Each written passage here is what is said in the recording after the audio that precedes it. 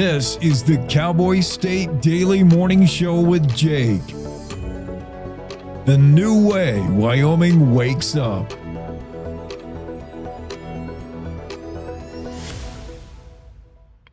It's time to take a look at what's happening around Wyoming. From the Cowboy State Daily Newsroom, I'm Wendy Kaur. Well, if size matters, then this Wyoming ranch has it all. The Pathfinder Ranches, at more than 916,000 acres, is bigger than the state of Rhode Island and almost double the size of Jacksonville, Florida, the largest American city by landmass in the lower 48. It's larger even than the fictional Yellowstone Dutton Ranch from Taylor Sheridan's famous television series, which is somewhere between 775,000 to 825,000 acres. And Cowboy State Daily's Renee Jean reports that the ranch, which covers a sprawling area in 4 Wyoming counties, is on the market for just $79.5 million. It's bigger than a lot of metropolitan cities. It's basically 12 ranches strung together over the decades. It's historic, it's iconic, it's got every kind of outdoor recreation you can imagine. So yeah, if only I had $79.5 million laying around. History has left its mark on the Pathfinder Ranches, literally. Independence Rock is near the ranch, and the Oregon Trail, the Pony Express, the California and the Mormon Trails all cross its land. The parent company of 8 Wyoming hometown newspapers shut them down with no notice Wednesday after a deal to sell them fell through. News of the abrupt closure of the Pinedale Roundup, Platte County Record-Times, Guernsey Gazette, Torrington Telegram, Lusk Herald, Uintah County Herald, Bridger Valley Pioneer, and Kemmerer Gazette was alarming to industry leaders who told Cowboy State Daily's Greg Johnson that a failed sale is no excuse for the unconscionable way employees were treated. Wyoming newspaper industry, people who are very well known, they've been around for decades, they were as shocked as anybody else about the sudden closure of these 8 newspapers from News Media Corp. The former publisher of the Casper Star Tribune said it's a big loss for the whole state, but also his word was unconscionable to just spring it on everybody and not let them know, hey, this could be coming, we're having some trouble. News media employees said they knew of the potential for the company to be sold, but had no clue it was close to being shut down. U.S. Air Force bases depend heavily on the same electrical grids that power homes and businesses. In a blackout, while homeowners are fumbling for the candles and the flashlights, military facilities switch over to diesel generators. Looking to provide a more reliable and long-term source of electricity, nuclear startup Radiant this week signed what it described as a first-ever agreement to deliver mass-manufactured nuclear microreactors to U.S. Air Force bases. Cowboy State Daily's David Madison reports that the California-based company hopes the military contract adds momentum to its efforts to establish a manufacturing presence in Wyoming. This would give a base its own power plant that's not beholden to a cyber attack on the commercial grid. It can be placed in remote locations. And so this is clearly a new market, and it could create a huge industry in Wyoming if the state changes its law. And that's the other complicating factor here is the legislature is considering a bill that would allow for the storage of waste. Company spokesman Ray Wirt expressed optimism that the Air Force deal could boost support for the contentious Natrona County facility proposal. I'll be back with more news right after this. Find expert vascular care right here in Wyoming. Wyoming Interventional and Vascular Associates, or WIVA, is a division of Casper Medical Imaging and is home to experienced subspecialized physicians and physician assistants who provide comprehensive services to treat vascular disease. From PAD and AAA to venous disease, WIVA offers tailored solutions to get you back to enjoying the things you love. Schedule a consultation with WIVA today at caspermedicalimaging.net/WIVA or by calling 307-577-1003.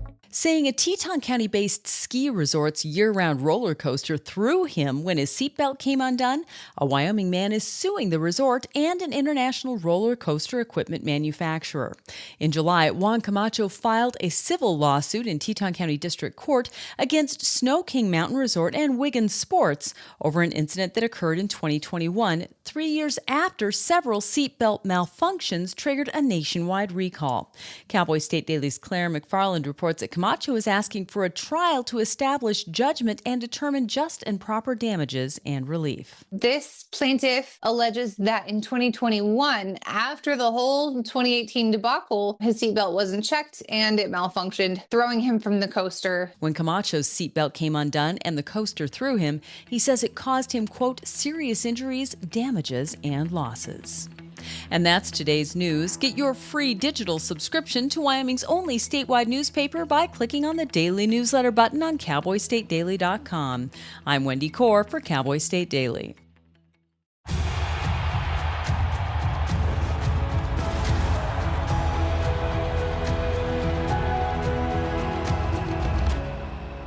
Breathe.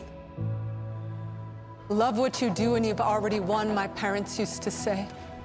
My parents whose smiles were my first finish line, who championed respect, whose resilience built mine. Even more than I wanted a gold medal, I wanted a heart of gold, like the mentors who were my balance beams refusing to let me down, and the coaches who spoke out to anything out of bounds, heroes who never stood on podiums, but stood up for me. Every shot I made, give the assist to those who since my youth were referees, ready to blow the whistle and end abuse.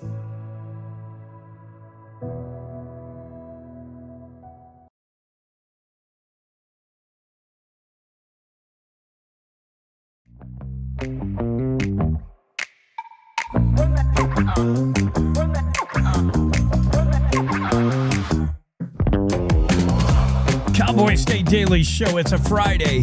Finally.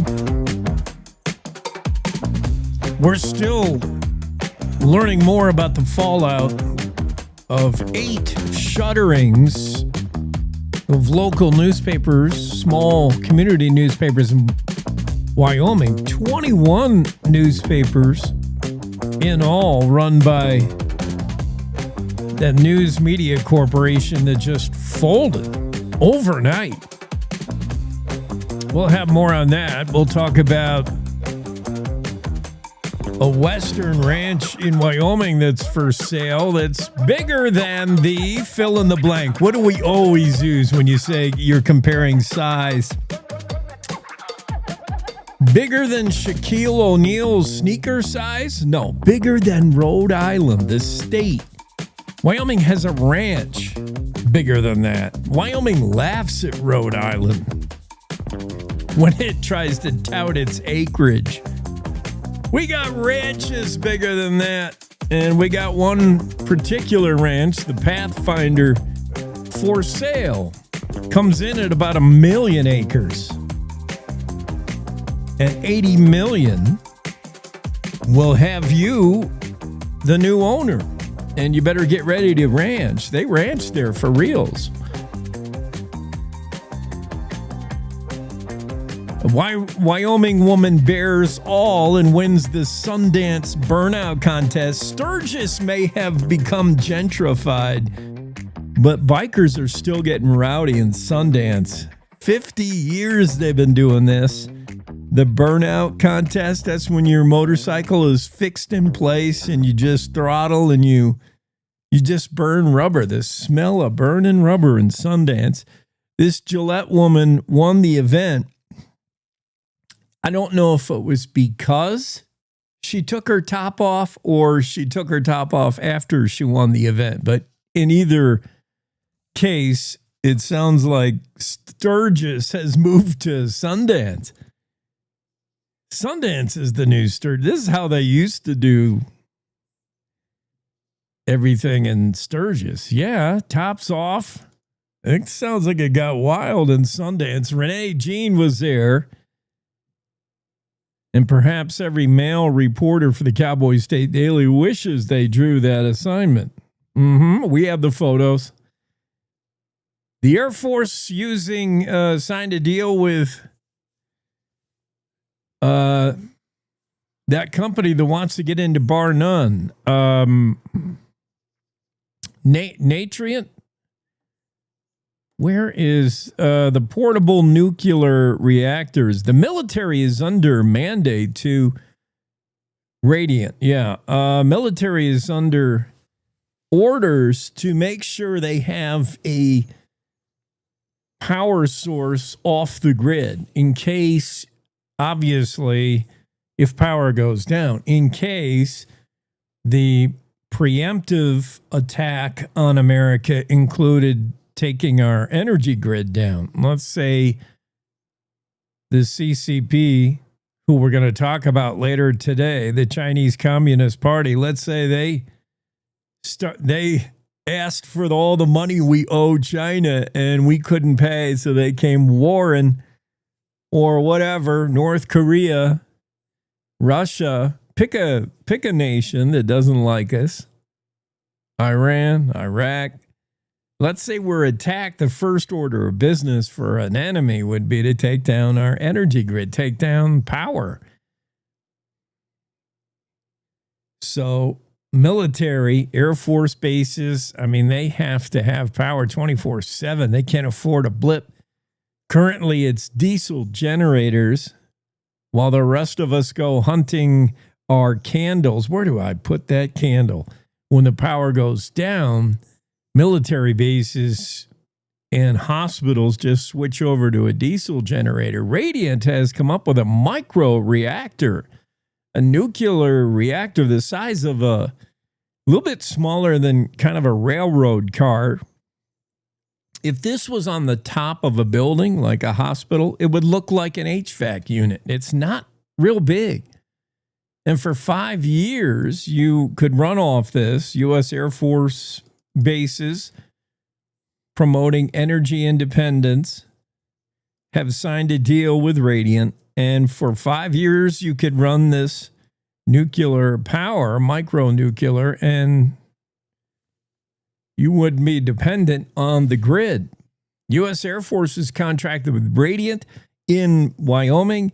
There's also other contracts in place with another California-based company for Air Force bases in Alaska.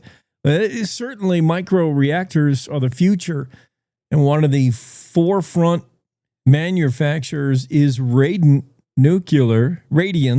and Radiant, of course, is in the news because they want to base themselves in Bar None in Natrona County. It would mean jobs and economic boost. It would mean a lot of good things for Wyoming. Here's the downside that's got the speed bump thrown in it. The hitch is Radiant would be required to take back all the used nuclear energy, the spent fuel rods or whatever it is, the green ooze. I don't know what it looks like, but it's in containers. So your micro nuclear thing, your micro nuclear unit that the Air Force is using or a hospital is using or a college or whatever, at the end of 5 years, it reaches the end of its fuel cycle, life cycle, and that spent fuel must return back to Radiant, and Radiant has to deal with it. And dealing with spent nuclear fuel is basically burying it. And that's why folks in Bar None and some folks in Bar None and Natrona County are saying, pump the brakes on this idea. I don't know if we want spent nuclear fuel in Natrona County and Bar None. And that's the hang up with Radiant launching in Bar None. But Radiant's going to launch somewhere. They're going to exist somewhere. They're a El Segundo-based, California-based company, but they're going to have a physical presence in Wyoming. And one of the reasons being is they've just inked this deal with the Air Force to use Wyoming-made portable nuclear reactors to power their bases. David Madison has that story. I didn't mean to dig that far into it. I was just scanning the stories of the day that we're going to get into.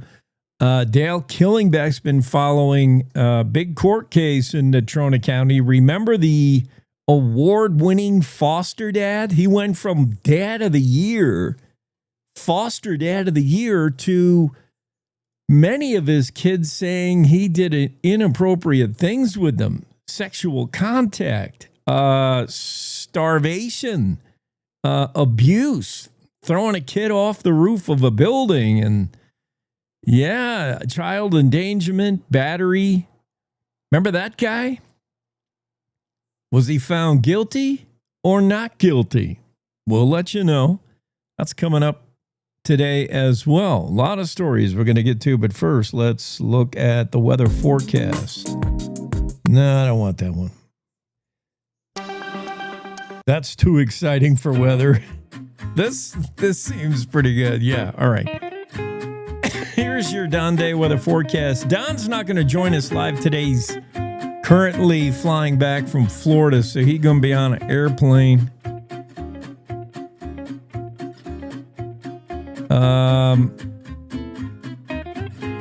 Maybe he's also not forecasted the weather. Oh, here it is. The day weather forecast for today going to be much cooler across the state, I think, or getting there, certainly by tomorrow. Red flag warning in Casper until 8 o'clock tonight. Slight chance of rain afternoon. Clouds on the increase. Going to be windy and 82 in Casper. A little bit cooler than yesterday. 86 in Riverton. Also breezy. And a red flag warning in Riverton. Evanston, red flag warning till 8 tonight. Mostly sunny. 75 with some wind gusts. Green River under a red flag warning with highs 82. Of course, red flag warning means wildfires could start and spread quickly at just about the slightest spark. So, yeah, be real careful with your open flame. Red flag warning Pinedale till 8. Gradually clearing. Breezy today, 75 in Pinedale. Alpine, you'll top out around 81. Du Bois, red flag warning till 8 tonight. Sunny, windy, 72 the high. Jackson, gradual clearing. A little bit cloudy overnight. Highs today in 74. It's already almost 70 in Jackson, so we don't have far to go to get to the high. Thermopolis, slight chance of rain today. Otherwise, clearing up 82 in Thermop. Cody, slight chance of rain in the afternoon as well. Clouds on the increase. 75, 80 in Worland. Becoming mostly sunny. Slight chance of rain in Buffalo. Breezy. Otherwise sunny. 71 the high in Buffalo. That's the low high of the state. Except for maybe Gillette. Gillette's going to tap out at just 70. That's all. Sheridan, you'll reach 75 with a slight chance of rain, probably in the morning for you in Sheridan. Gillette, rain in the afternoon, otherwise partly sunny, high 70. Newcastle, 75 with a slight chance of rain in the afternoon. Torrington, maybe a rain shower in the afternoon. Clouds on the increase, 92 in Torrington. That's the hot spot. Lusk, 83 with the rain shower in the afternoon. Cheyenne, perhaps an afternoon rain shower as well. A little bit breezy, highs 88 in Cheyenne. Laramie, red flag warning till 6. Clouds on the increase, 83 the high. Rawlins, red flag warning till 6. Clouds increasing, breezy, 78 the high in Rawlins.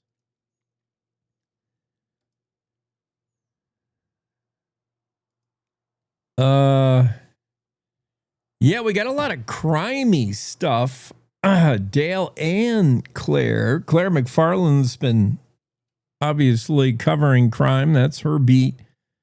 Claire has a story about a 26-year-old Mexican national with suspected ties to... Oh, no, that's a different guy. She's got a couple Mexican nationals. One is looking at deportation for his involvement in a motorcycle wreck. He was driving a car. He was driving a pickup, half-ton Dodge Ram pickup when he hit two motorcyclists in a horrific crash. He's been found guilty. He's looking at deportation after he serves a sentence. Meanwhile, another Mexican national with suspected ties to a drug cartel has been found guilty, and he's looking at 15 years and deportation after. And I wonder what What sort of punishment? What does that say when you can come to the country legally, you can get involved in a trade, in an occupation that pays you handsomely? Granted, it's not legal, drug dealing. And the only downside if you get caught is you get 3 hots and a cot for 15 years in the U.S. Now, yeah, prison's no picnic from what I hear. But that compared to what you left in Mexico before you became a drug cartel dude and you're walking around with your roll of $100 bills, before then you were probably, I imagine the reason you turned to that is your life wasn't too good. Wasn't as good as room and board, free room and board. What else do you do though when you catch guys like this? A Mexican in the country illegally, selling meth on the reservation, and the punishment is what? Kick him out? He'll be right back here in a month. We already kicked this guy out. So you got to lock him up on taxpayers' dime. You and I are going to pay for that guy. 15 years of free room and board. Claire McFarland has that story. Confusion over the missing man we're looking for in the Bighorns. Because there is also a Bighorn County, Montana. There's the problem when you have, get your own county name. That should not be allowed. Wyoming has a Teton County, and so does Idaho, and they're bordering. Same thing with Wyoming has a Bighorn County, so does Montana.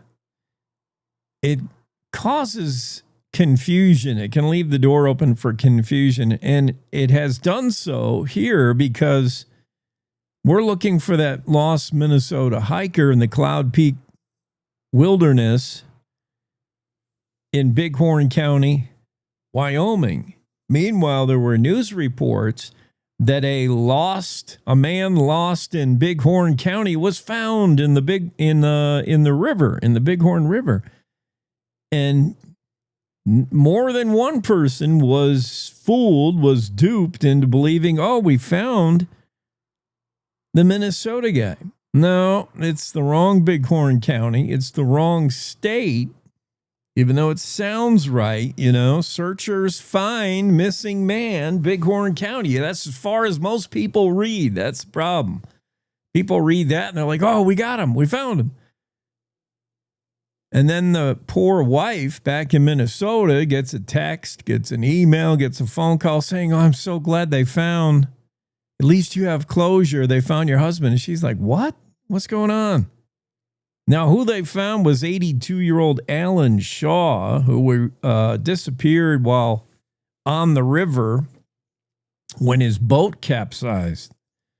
So not the Minnesota man, and we're still looking for him. As far as right up to this moment, no word from Bighorn County, Wyoming searchers. Let's take a quick break. I think we can get Tom Lubnau on the show. I would love to. I reached out. You got to read Tom's latest opinion piece. We'll cover that, whether or not Tom gets here right after this quick break.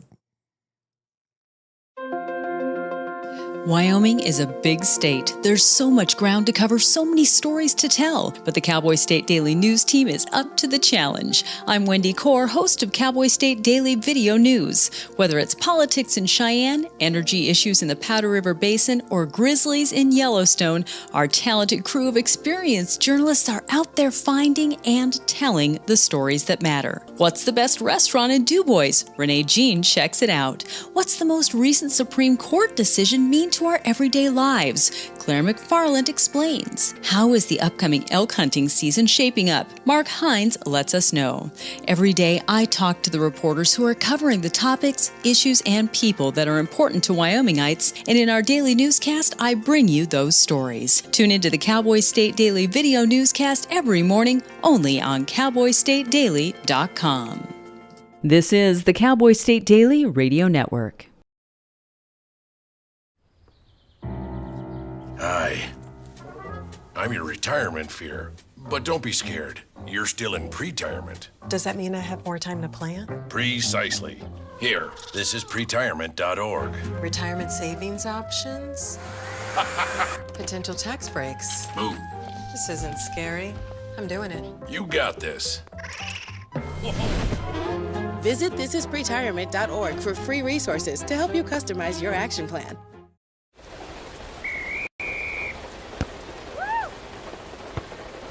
Come on! Go, Diane! Yeah, keep it going! Yeah! Go, honey! If you love them enough to drive an hour to cheer them on as they get beat 11-0 in the rain, then surely you'll check nhtsa.gov/the right seat to make sure they're correctly buckled in the back seat. Throw that ball, Diane! Woo! You got this! So as a technical sergeant, E6. I served in Vietnam in 1969. I am a U.S. Army veteran. Have you ever helped a fellow veteran? Of course. Yes. Try to always be there for each other. I do my best reaching out to my brothers and sisters in arms. Have you ever asked for help yourself? It's always tough, right?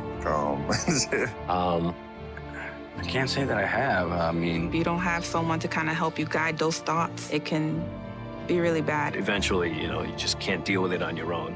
I guess it's a part of the military too, right? Service before self. It was drilled in, service before self. And you start to question, maybe people would be better off without me, When you realize that you're not alone, once you take that first step, there's so much support.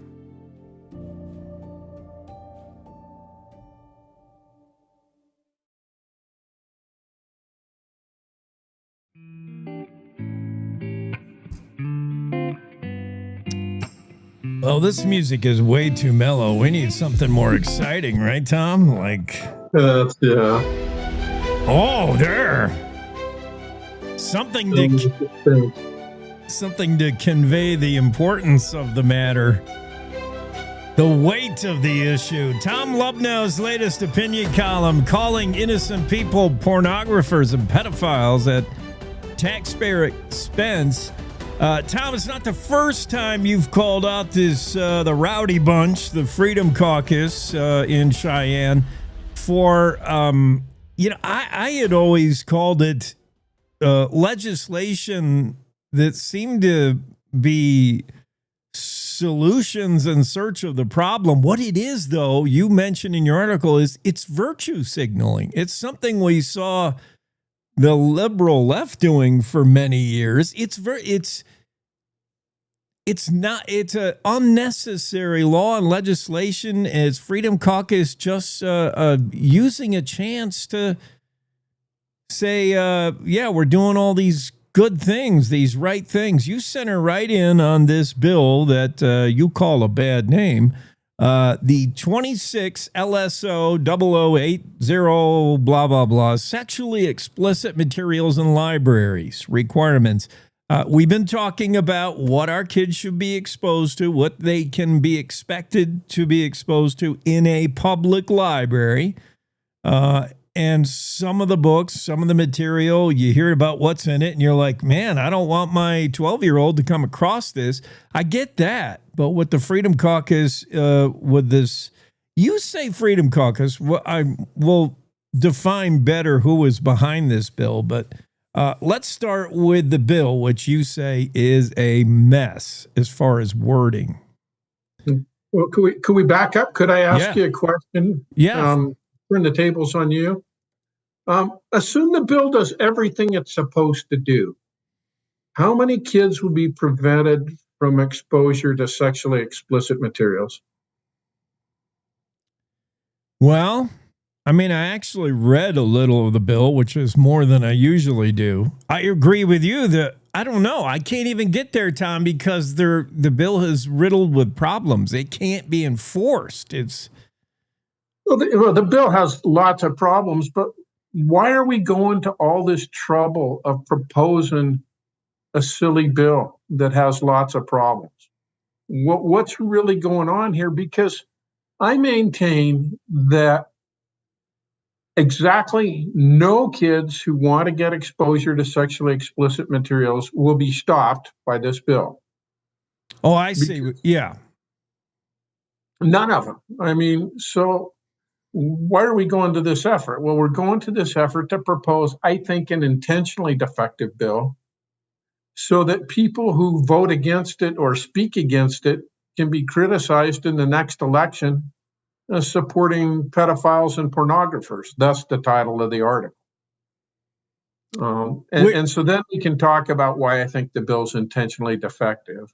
Which happens a lot. You're saying some extremist group, extremist political, I mean, the Freedom Caucus is as far right as you can get. You're saying they're proposing a bill simply so they can, when you oppose it or question it or want to talk about it at all and you don't agree, they can say not only you're wrong, but they can just say you're a pedophile. You support pedophiles and pornographers. Yeah. I mean, how many?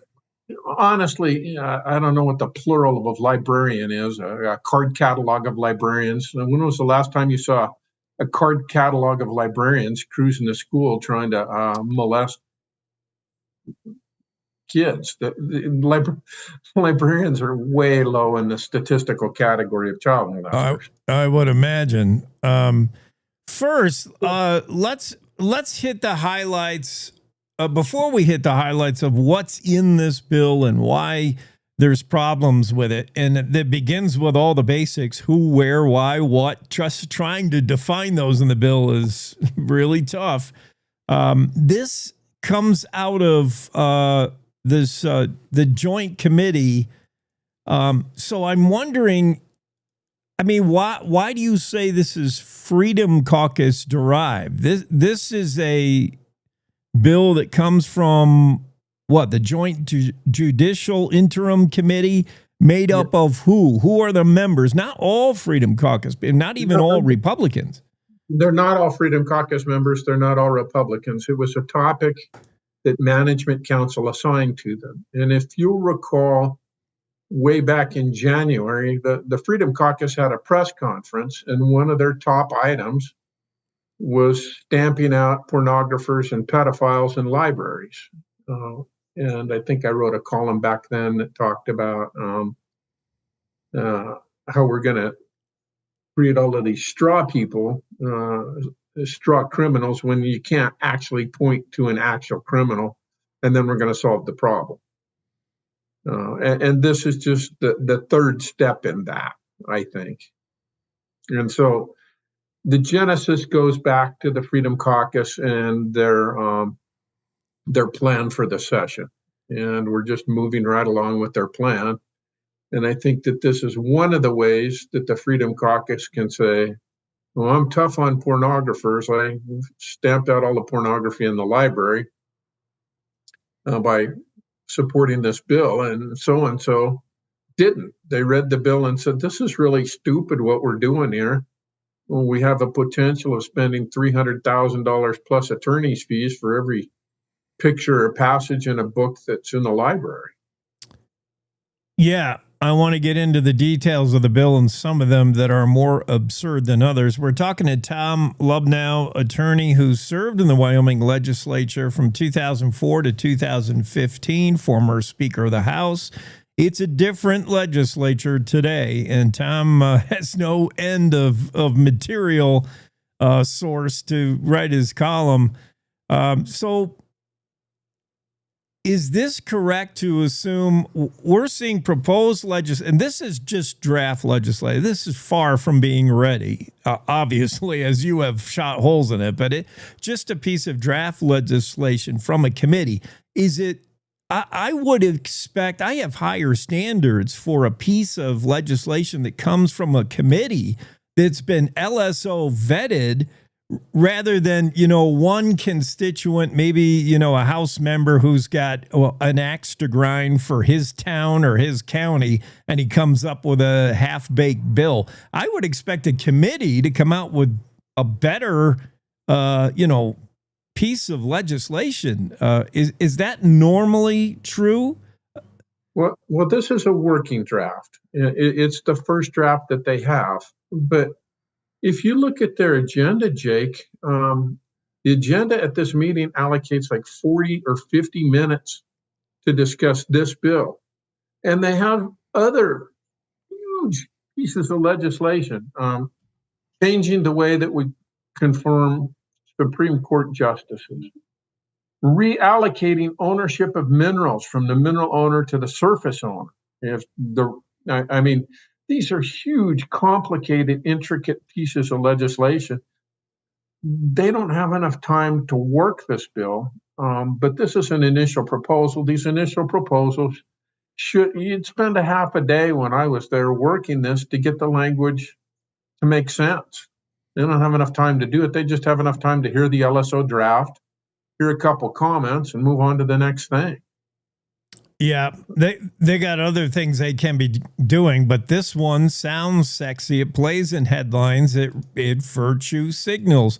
Let's look at the bill and shoot it apart as you did in your column. The bill, without our listeners having to go read it, is defining certain things that would be a no-go for these lawmakers in the library, certain books. And it is explicit. The bill really is explicit on what we don't need on the bookshelves. And I'm not going to get into that, but it does spell out where in the library these books should not appear. That's a fuzzy definition, according to you in your column. Where in the library would this happen, and how is that hard to define? Well, it says the children's section means any portion of a library devoted primarily to or that provides materials aimed toward persons younger than age 18. Well, the devoted primarily to probably makes sense. You have a children's section in a library that's blocked up.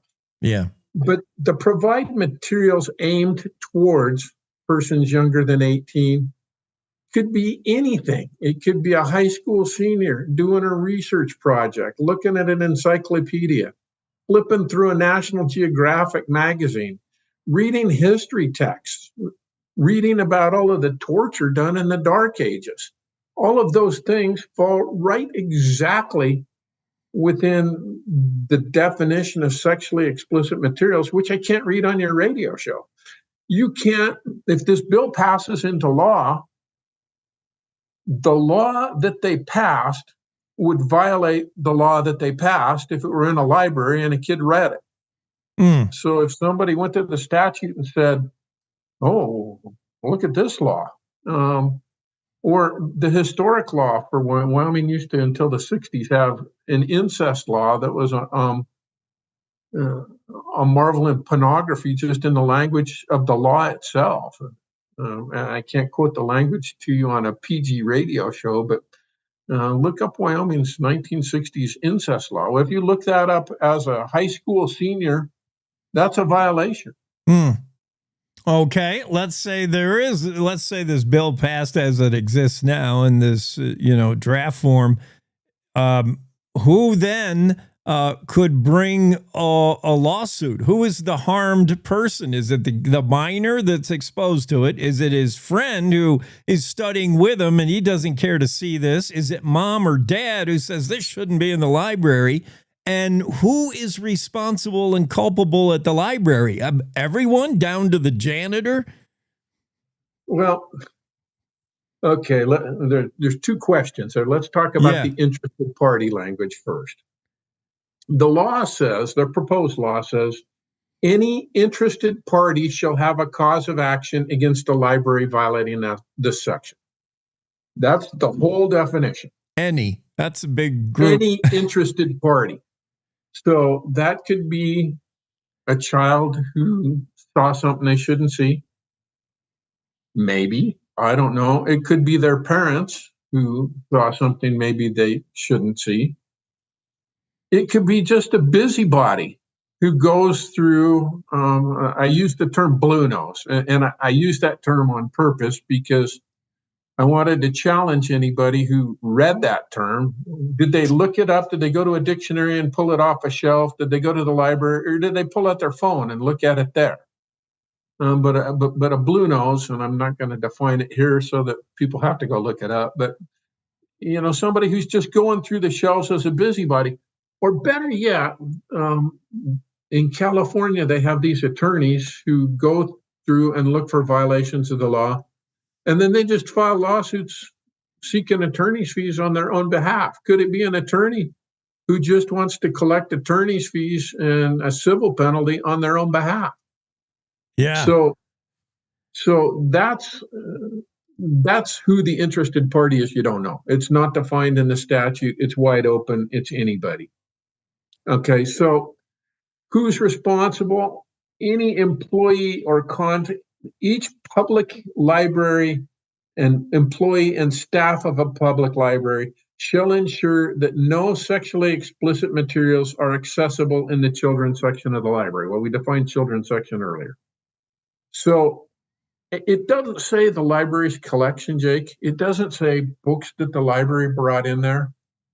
If somebody just brings in a cell phone and is flipping through stuff on their smartphone, and it happens to be in the children's section, that's a violation, and that costs that library $300,000 plus attorney's fees. And I made a mistake. I said the damages were unlimited. They're governmental, and I'll do a thing in my column next week about my mistake. They're limited to Governmental Claims Act limits, which is $250,000 per occurrence. Okay. Plus the $50,000 civil penalty, plus attorney's fees and costs of the action. So potentially $350,000 for every passage of a book that somebody finds offensive, whether that's in the Bible or a history book or some book about sex education. And as you say, it doesn't have to be an offended party. It could be a lawyer just looking for work and saying, here's one, here's one, here's one. And before you know it, he's got a payday. Oh, yeah. Well, with a it doesn't tell. It says that there's a $50,000 civil penalty, but it doesn't say who gets to ask for the civil penalty. It doesn't say who gets to keep the civil penalty. It doesn't say how the civil penalty is calculated. It doesn't say up to $50,000. It says, boom, it's strict liability for $50,000 right off the top. So, ultimately, it's a ridiculous expenditure of tax dollars because the library or the school is responsible. So if people sue the library or the school, the money comes either out of the county fund or the school district fund to pay these damages for books in the library. So, and don't think that some lawyer down on his luck isn't going to go start, if this bill passes, start patrolling. And as easy as these cases will be to do, maybe I'll go start patrolling libraries. And then, Tom, where does the money go? The bill doesn't explain where the civil penalties, all this of these fines, where does the money go? We don't know. We don't know. Don't know who gets to bring it. Don't know where the money goes. I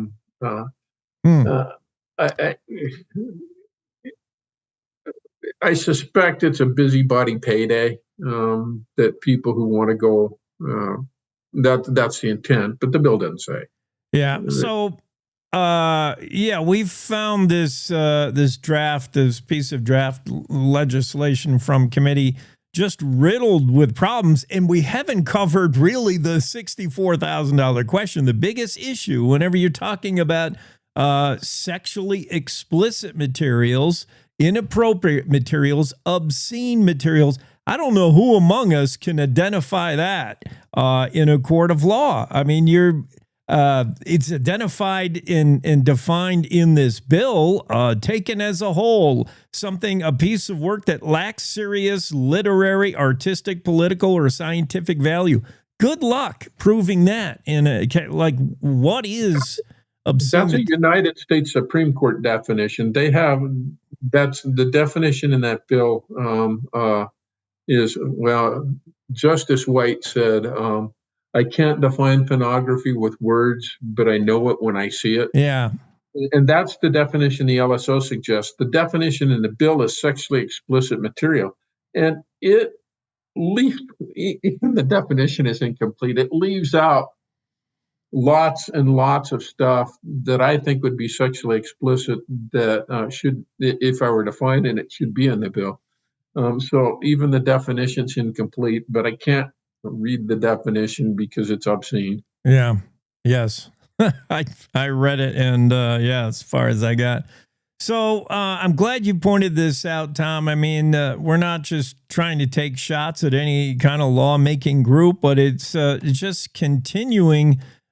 Freedom Caucus, we'll call it Freedom Caucus, but this group of lawmakers that is spending a lot of time on stuff that it doesn't seem as important as other things. Maybe just because it's sexy headlines, and it also, as you pointed out, it positions you as a group of lawmakers. If that's the Freedom Caucus, it positions you rightly and justifiably, puts you up on a platform so that when someone questions it or even mildly opposes it, you can start throwing your flaming darts at them. Well, and this, if you look nationwide, this isn't the only time that this kind of thing has happened. I mean, there's a pattern other places in the country where these bills have been proposed. And there are sacred cow issues that people campaign on. Sex offenders is one of them. Guns in Wyoming is a sacred cow issue. They tried to make Donald Trump a sacred cow issue by stopping Secretary Gray from filing lawsuits in a whole bunch of other states. Those kind of issues are the things that give rise to mailers that I believe are deceptive. Coming in the election saying candidate so-and-so supports pedophiles, and get ready for it. It's coming next year in the election. So let's say, Tom, let's rewind the clock. Let's say one final question for you. You're back in the legislature. You're on this committee, and this is being bantied about as on the agenda for your next meeting. And we're going to give 45 minutes to it, and we have a piece of draft legislation. What is your input? Do you say, well, yes, this is a serious issue, but let's balance it with these other things we need to get to? Or do you say, let me see that draft bill, I can rewrite this better? Or you just say, we don't need any of this? What would you do? Well, the first thing I'd say is, why are we doing this? Yeah. Show me one child who has been harmed. If we're talking hypothetical stuff, there's lots of hypothetical stuff that we can work on that will really affect people's lives. And so at a fundamental question, I'd want to know who's been harmed. Now, the bill immediately prior to this, I think is an important bill. It's the one where the lady stalked the teenager for a year. And I think that that's an important piece of legislation, and I'm glad they took it up. I wish they had more time to consider it because I think there's some defects in the language of that bill too. So the first thing is, show me why it is it's important for me to do it. And if you can't show that, then let's not waste time. If you're doing it because I want to stand on a soapbox and say, I'm tough on fill in the blank, that's not a good reason to do legislation. You're doing legislation to solve problems. And so that's, if we got past that fundamental question, I'd dive in to rewrite this whole thing and make it so that you can point to it and understand what areas, who's responsible. It's only parts of the library collection that were funded by the government that are offensive so that other people can't bring in materials. And that's one of the things that I worry about with this piece of legislation is somebody salting the children's section with cosmopolitan magazines or Playboys or whatever, and then going in later and saying, "Oh, look at that," and then filing a lawsuit where you can't prove where it came from, and then defining what the damages are, because I don't know what the damages are. And you compare a kid who goes to a hockey or soccer locker room, and here's the kids in junior high talking about what they talk about in the hockey or soccer locker room versus what they bump into in the library. I can't quantify what the difference in damages is. How do you, I guess maybe we stop kids from talking in locker rooms is the next piece of legislation that we pass. Stop kids from talking to each other, from junior high kids being junior high kids. Yeah. Well, I think the sloppiness in the bill can be attributed to the motivation behind it. There isn't enough, as you point out. The committee is also looking at stalking, and that there was a specific case where that was an issue. The law appeared to fall short or be wanting in that case. And yeah, maybe you look at that. But as far as the whole books in the library and what's sexually explicit, yeah, it's lawmaking. It's campaigning is lawmaking. The two have become one and the same. Really. Yeah, we're not right. solving problems for the people of the state of Wyoming. We're creating issues so that we can campaign next year. Yeah. Yeah. A lot of it rings real true, Tom. Check out Tom Lubnau's opinion piece in the Cowboy State Daily, his regular column, calling innocent people pornographers and pedophiles at taxpayer expense, the latest draft legislation from this committee. Yeah. Good article, Tom. Good job, Jake. Thanks for having me. You bet, buddy. Have a great day. Tom Lubnau on the Cowboy State Daily. Read that column. A lot of it rings true for me. I've seen a lot of it. I don't have a huge beef with the Freedom Caucus or an issue. I like a lot of what they do.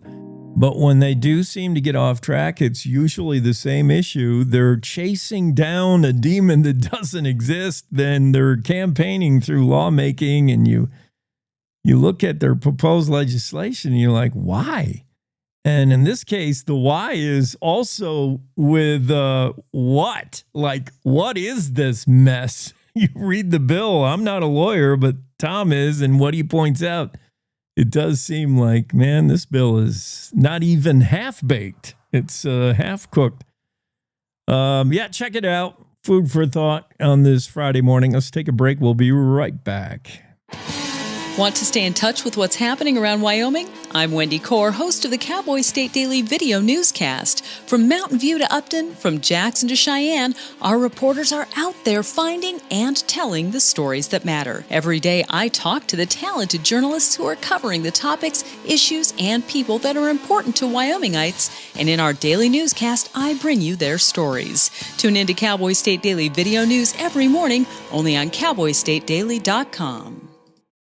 Wyoming is a big state. There are so many stories to tell, and here at Cowboy State Daily, we pride ourselves in bringing those stories to you every day. I'm Riley Strand, videographer and production assistant for Cowboy State Daily Video News. Every day, host Wendy Core and I talk to the experienced journalists who are covering the topics, issues, and people that are important to Wyomingites. And in our daily newscast, we bring you their stories. Tune in to Cowboy State Daily Video News every morning, only on cowboystatedaily.com. You're listening to the Cowboy State Daily Radio Network.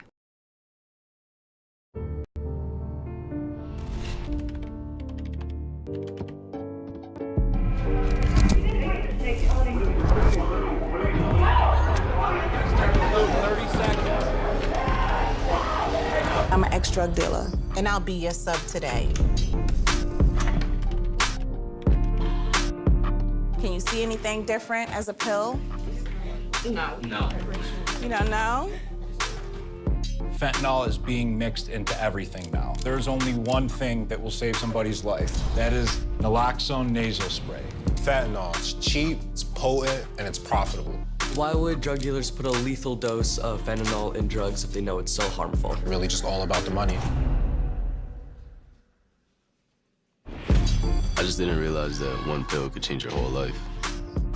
More kids should know.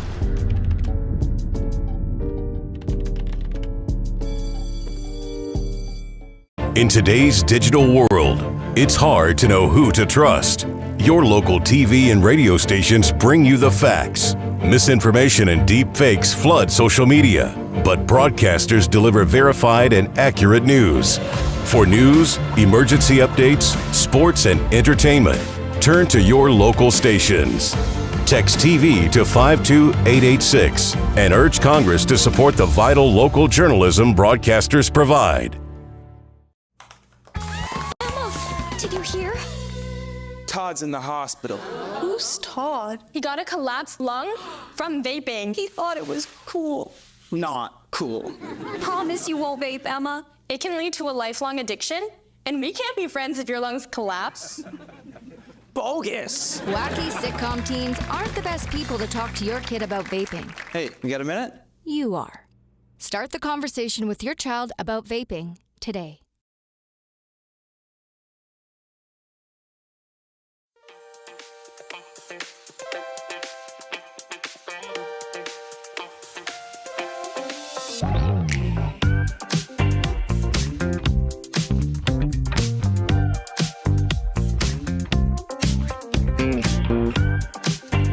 Cowboy State Daily Show on a finally Friday.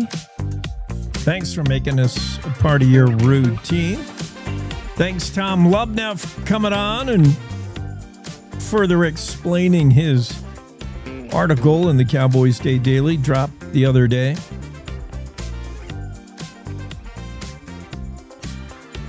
Claire McFarland's story about a lawsuit goes back a few years. Snow King Mountain Resort being sued. It's difficult to sue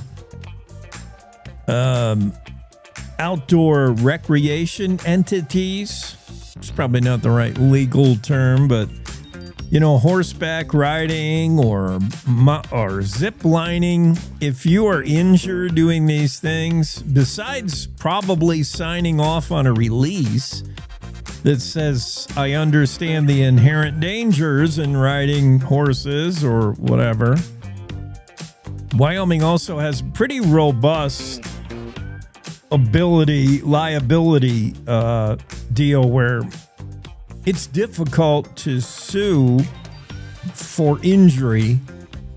And I believe Tom Lubnau is a lawyer. Claire is practically a lawyer. She wrote this story, Claire McFarland, but I am not. But I believe you have to prove gross neglect in the gross dereliction in the performing of your duties. Like pepper spraying a horse that one of your clients is on while they're sitting on the horse. That's a case that's, I don't want to taint actual cases, but yeah, you really have to, so-called, as they say in the legal world, you really have to screw up to get sued running a recreational business and a recreational opportunity like this roller coaster, this mountain coaster at Snow King Resort. Snow King's being sued. The manufacturer of the coaster is being sued by Juan Camacho. Juan claims he was ejected from the roller coaster when the seatbelt failed. Now, that, you know, if you're a lawyer, you think, I got a case here. You can reasonably assume if you're tied in with a seatbelt on a coaster that will protect you from flying out of the coaster. And what if the seatbelt doesn't work? Well, could be an act of God. You know, maybe the seatbelt whatever. But if there's a history of a seatbelt not working, like this happened before, and if the folks working at Snow King say that they checked every seatbelt, in fact, they check it twice, just like Santa, and they don't, and the seatbelt goes, then maybe your personal injury lawyer has a case. We'll see. Again, I'm not a lawyer. Sean T. Olson of Olson Personal Injury Lawyers believes he has a case on behalf of Juan Camacho, who was thrown from the coaster, suffered injuries back in 2018, or at least that's when the original injuries. Camacho was thrown July 15th, 2021, and he says, his lawyer says, this is 3 years after this already happened, so there should have been known issues with said seatbelt. We got to dig into that later. We're out of time for this hour. I'll start next hour with that story. And the Cowboy State Daily Show with Jake. Back after top of the hour news break.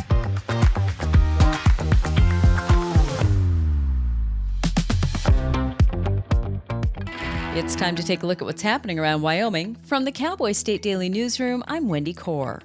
A former award-winning foster dad was sentenced in Natrona County District Court on Thursday to 128 years in prison for sexually abusing 2 adopted daughters, as well as physically abusing them and 4 other children in his care. Natrona County District Court Judge Carrie Johnson imposed sentences on 50-year-old Stephen Marlor, who was convicted by a jury in April of 14 charges that involved sexual abuse of minors, child endangerment, and battery. Cowboy State Daily's Dale Killingbeck reports that Judge Johnson made the sentences all consecutive. Stephen Marlor was sentenced to a maximum of 178 years and a minimum of 128 years. And the judge said she did that because she wanted each of the victims that Marlor has afflicted over the years to have justice. In 2013, Marlor and his wife Kristen were recognized by the Federal Administration for Children and Families with an Adoption Excellence Award, one of only 3 families across the nation to get that award that year. As a search for a Minnesota hiker missing in the remote Cloud Peak wilderness of northern Wyoming continues, confusion over another missing man found dead in Montana has rubbed at already raw emotions. Reports out of Bighorn County, Montana about finding the body of a missing man in the Bighorn River caused a storm of speculation on social media that it was the man search and rescue teams are looking for in Wyoming. But Cowboy State Daily's Greg Johnson reports that it wasn't. The search for the Minnesota man who is climbing Cloud Peak, it continues, even though it's going on 10 days since he made it up there, but they're still hopeful that they're going to find him. However, there has been some confusion over reports of another missing man in Bighorn County, Montana, which is just across the border, who was missing and was found deceased in the Bighorn River. There was enough confusion over that the Wyoming Bighorn County Sheriff's Office put out a statement saying, yes, it's not the same guy, and we are still looking. The Bighorn County Sheriff's Office in Wyoming reported Thursday that a full-on search and rescue effort is ongoing for 38-year-old Grant Gardner. A 26-year-old Mexican national whose pickup catastrophically dismembered 2 motorcycle riders in Goshen County 2 years ago while driving while under the influence of methamphetamine was sentenced Thursday to between 24 and 27 years in prison. In an agreement with prosecutors, Jonathan Cervantes pleaded guilty to 2 charges, and Cowboy State Daily's Claire McFarland reports that District Court Judge Edward Buchanan handed down the maximum sentence. To a case severe where the investigator himself is using words like catastrophic dismemberment, it sounds light potentially, but the prosecutor said, well, there's detainers on him from other jurisdictions. Cervantes is also wanted on felony charges in Colorado and Kansas on suspicion of illegally re-entering the country, also a felony, and federal authorities have placed a claim on him for deportation proceedings. I'll be back with more news right after this. Find expert vascular care right here in Wyoming. Wyoming Interventional and Vascular Associates, or WIVA, is a division of Casper Medical Imaging and is home to experienced subspecialized physicians and physician assistants who provide comprehensive services to treat vascular disease. From PAD and AAA to venous disease, WIVA offers tailored solutions to get you back to enjoying the things you love. Schedule a consultation with WIVA today at caspermedicalimaging.net/WIVA or by calling 307-577-1003. Well, huge gouts of smoke rose over the tiny town of Sundance, which sits along a popular Sturgis motorcycle rally ride, the Devil's Tower Loop, as part of what's become known to rally-goers as Wyoming Wednesday. The smoke is from burning tires, an actual competition that's been taking place for 50 years now, in which riders deliberately burn out their motorcycle tires.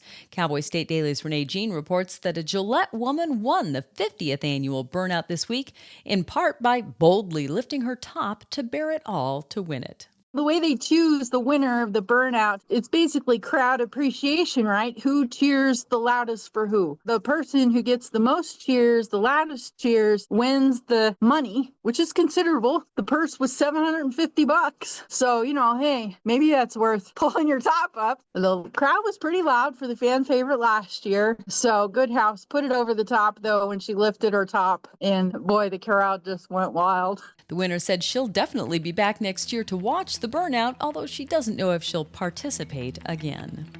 And that's today's news. Get your free digital subscription to Wyoming's only statewide newspaper by clicking on the Daily Newsletter button at cowboystatedaily.com. I'm Wendy Core for Cowboy State Daily. When you hear the words nonprofit organization, what comes to mind? Is it a place your dog called home before finding you? Is it an organization that supports accessibility? Is it a place that ensures your safety and that of those you love? That protects endangered wildlife and habitats or fights for our most basic needs? It's impossible to show all the ways nonprofit organizations make a difference in our world. One animal, one person, one cause at a time, but it's not impossible to be part of it.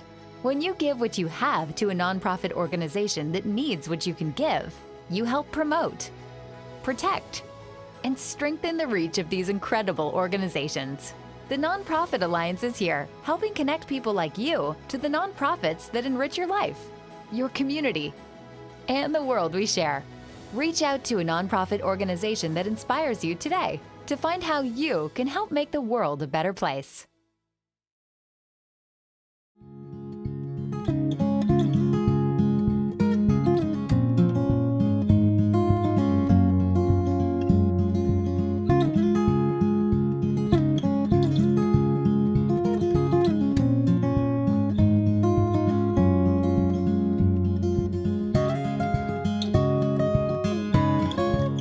Cowboy State Daily Show with Jake on a Friday. I'm just busy re-signing in to all the accounts that I signed into like yesterday. I don't understand why you got to constantly sign in again to prove you're you. It's just one giant time suck. I'm trying to sign into my X account like I can even remember who I am on that thing. All right. Let's go back to this lawsuit. Juan Camacho filed the suit on July 10th, Teton County District Court, against Snow King Mountain Resort, against Wiegand Sports, who made the roller coaster, the mountain coaster. It's the Snow King's Cowboy Coaster. Now, there are two coasters on Snow King Mountain. One is the Cowboy Coaster. One is the... I don't even know what the other one's called. They're two different ones. This one, I'm not even sure which coaster this is. One of them runs on rails, as I'm looking at the photo. The other one runs, and maybe they discontinued. I don't think so, though. One of them runs in like a trough, and you're on this sled, basically, with wheels. And that sucker, oh man, I've been on that. That goes pretty good.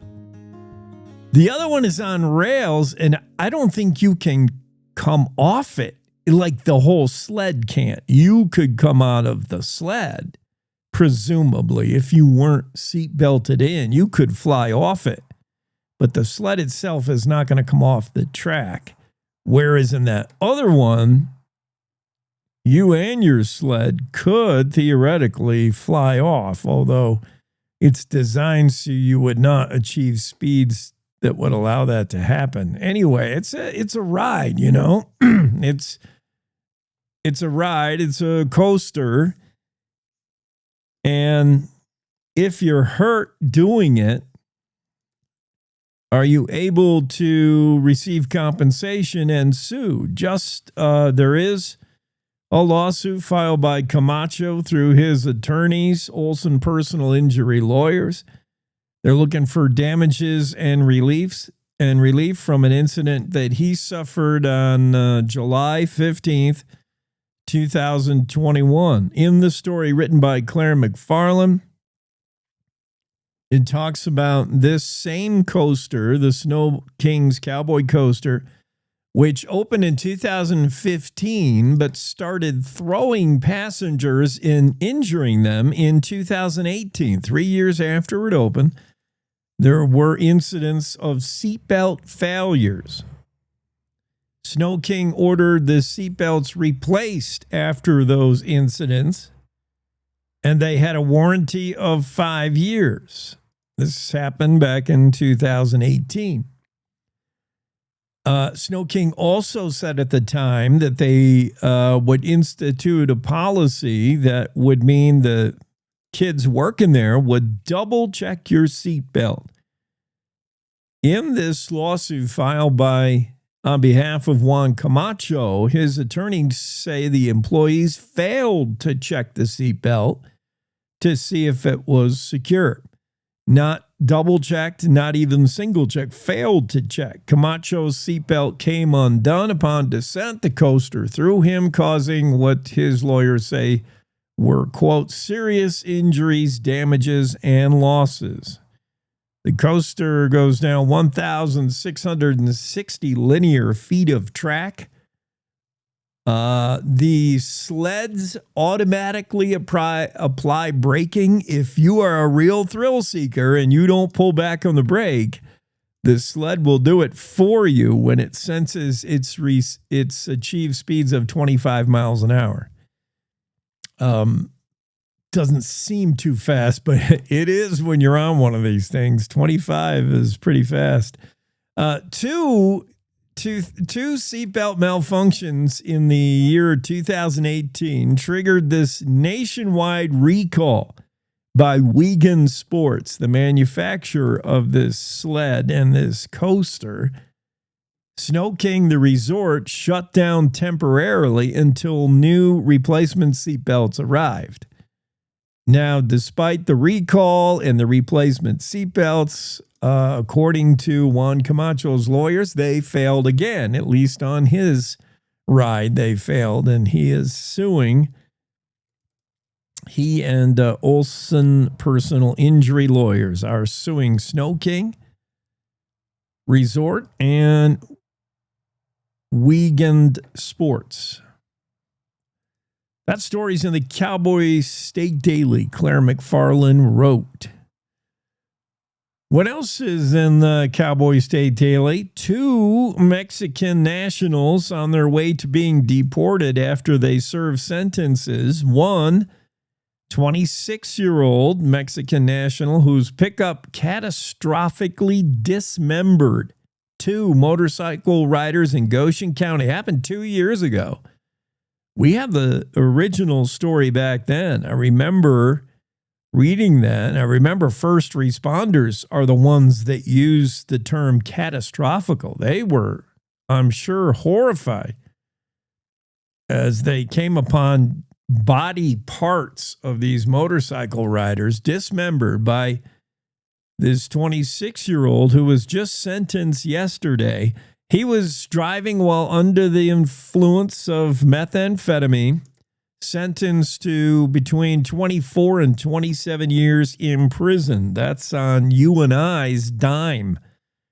then he'll be deported if he lives through that. Maximum sentence, it was Judge Edward Buchanan gave Jonathan Cervantes, who pleaded guilty, 2 charges, pleaded guilty, made a plea agreement. Cervantes was driving a 2500 Dodge Ram pickup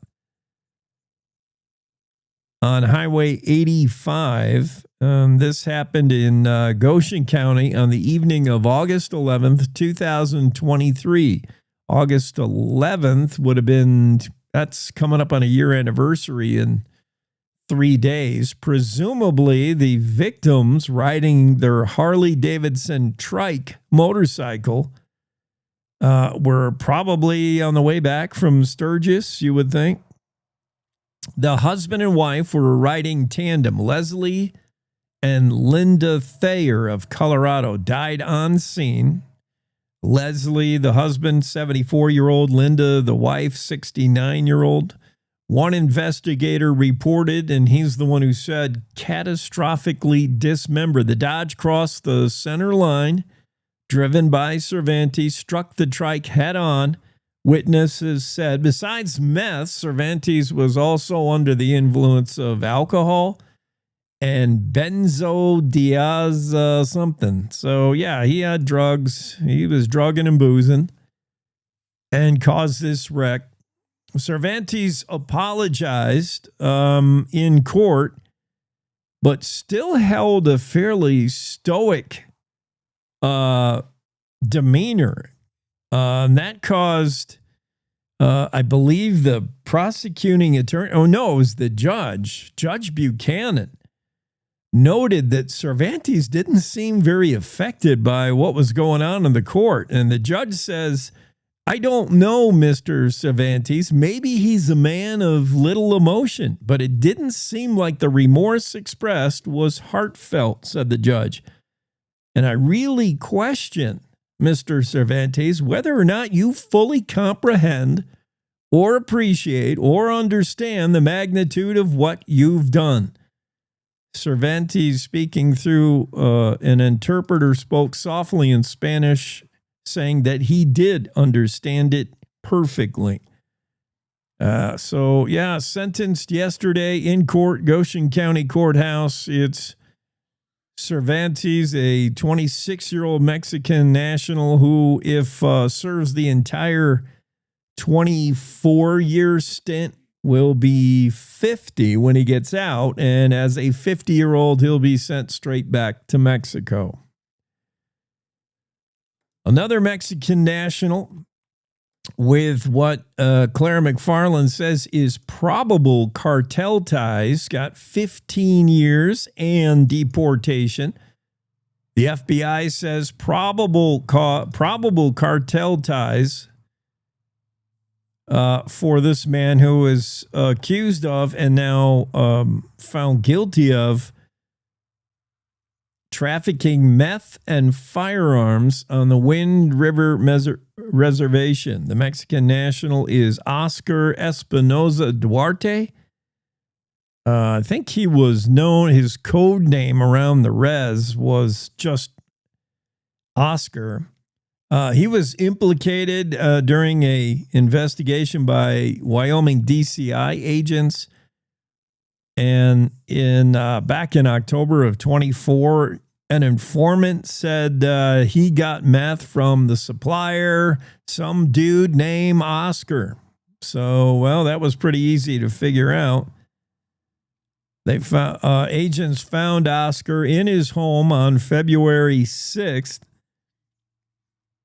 at about 1 o'clock in the afternoon and made the arrest. And now we find that Oscar is looking at 15 years in federal prison for selling meth on the Wind River Indian Reservation. Oscar Espinoza Duarte pled guilty to using a gun and trafficking drugs, possessing a gun, and all this as an illegal alien. U.S. District Court Judge Scott Scovdale on Thursday sentenced Espinoza Duarte to 15 years in prison to be followed by deportation. He'll also have to pay fines, assuming he can come up with this money, After all, we've just taken away his main occupation, selling drugs. Espinosa Duarte ordered to pay $400 in fine, $1,000 in restitution. Claire McFarland with those two stories about two bad guys from Mexico who are headed to prison and then back to the country they came from. We'll have more, but not on day, unfortunately, right after this.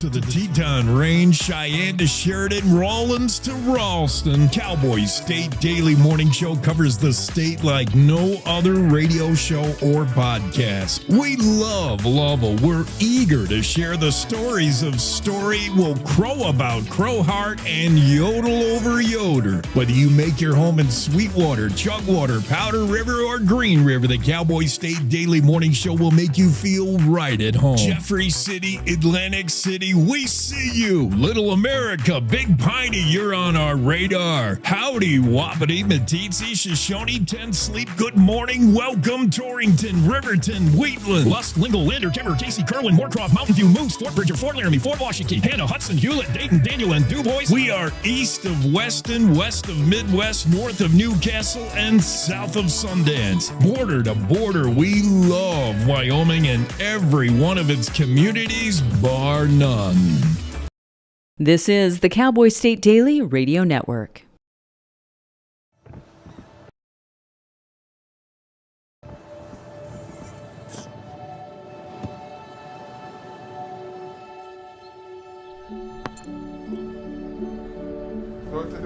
I don't remember how it started.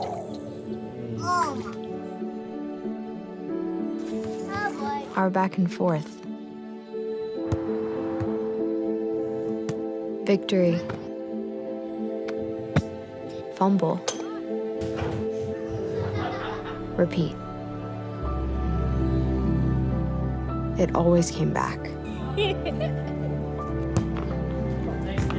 Dad! Okay, here we go, throw it! Yeah. You probably don't remember what you told me. That was perfect. But I heard every word. Nice.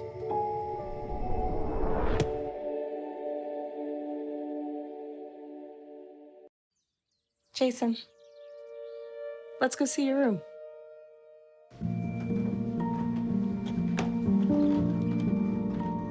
What do you think? We kept it a little spare, so you can decorate it how you like.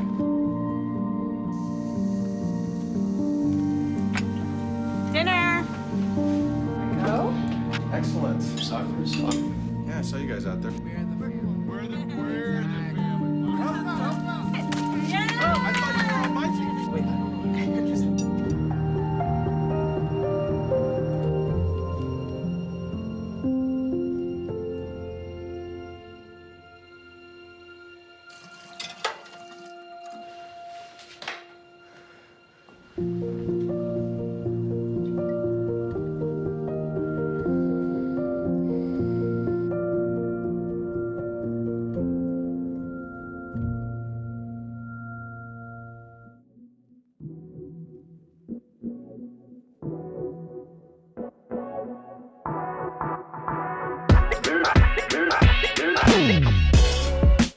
Cowboy State Daily Show with Jake. Those of you who are listening to us on radio across the state, hello, good morning, good afternoon, Cheyenne. Hello down there in Pinedale, Jackson, Riverton, Torrington, wherever else we are.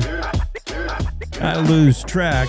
Those of you listening on radio during that commercial break, you went to your own commercials.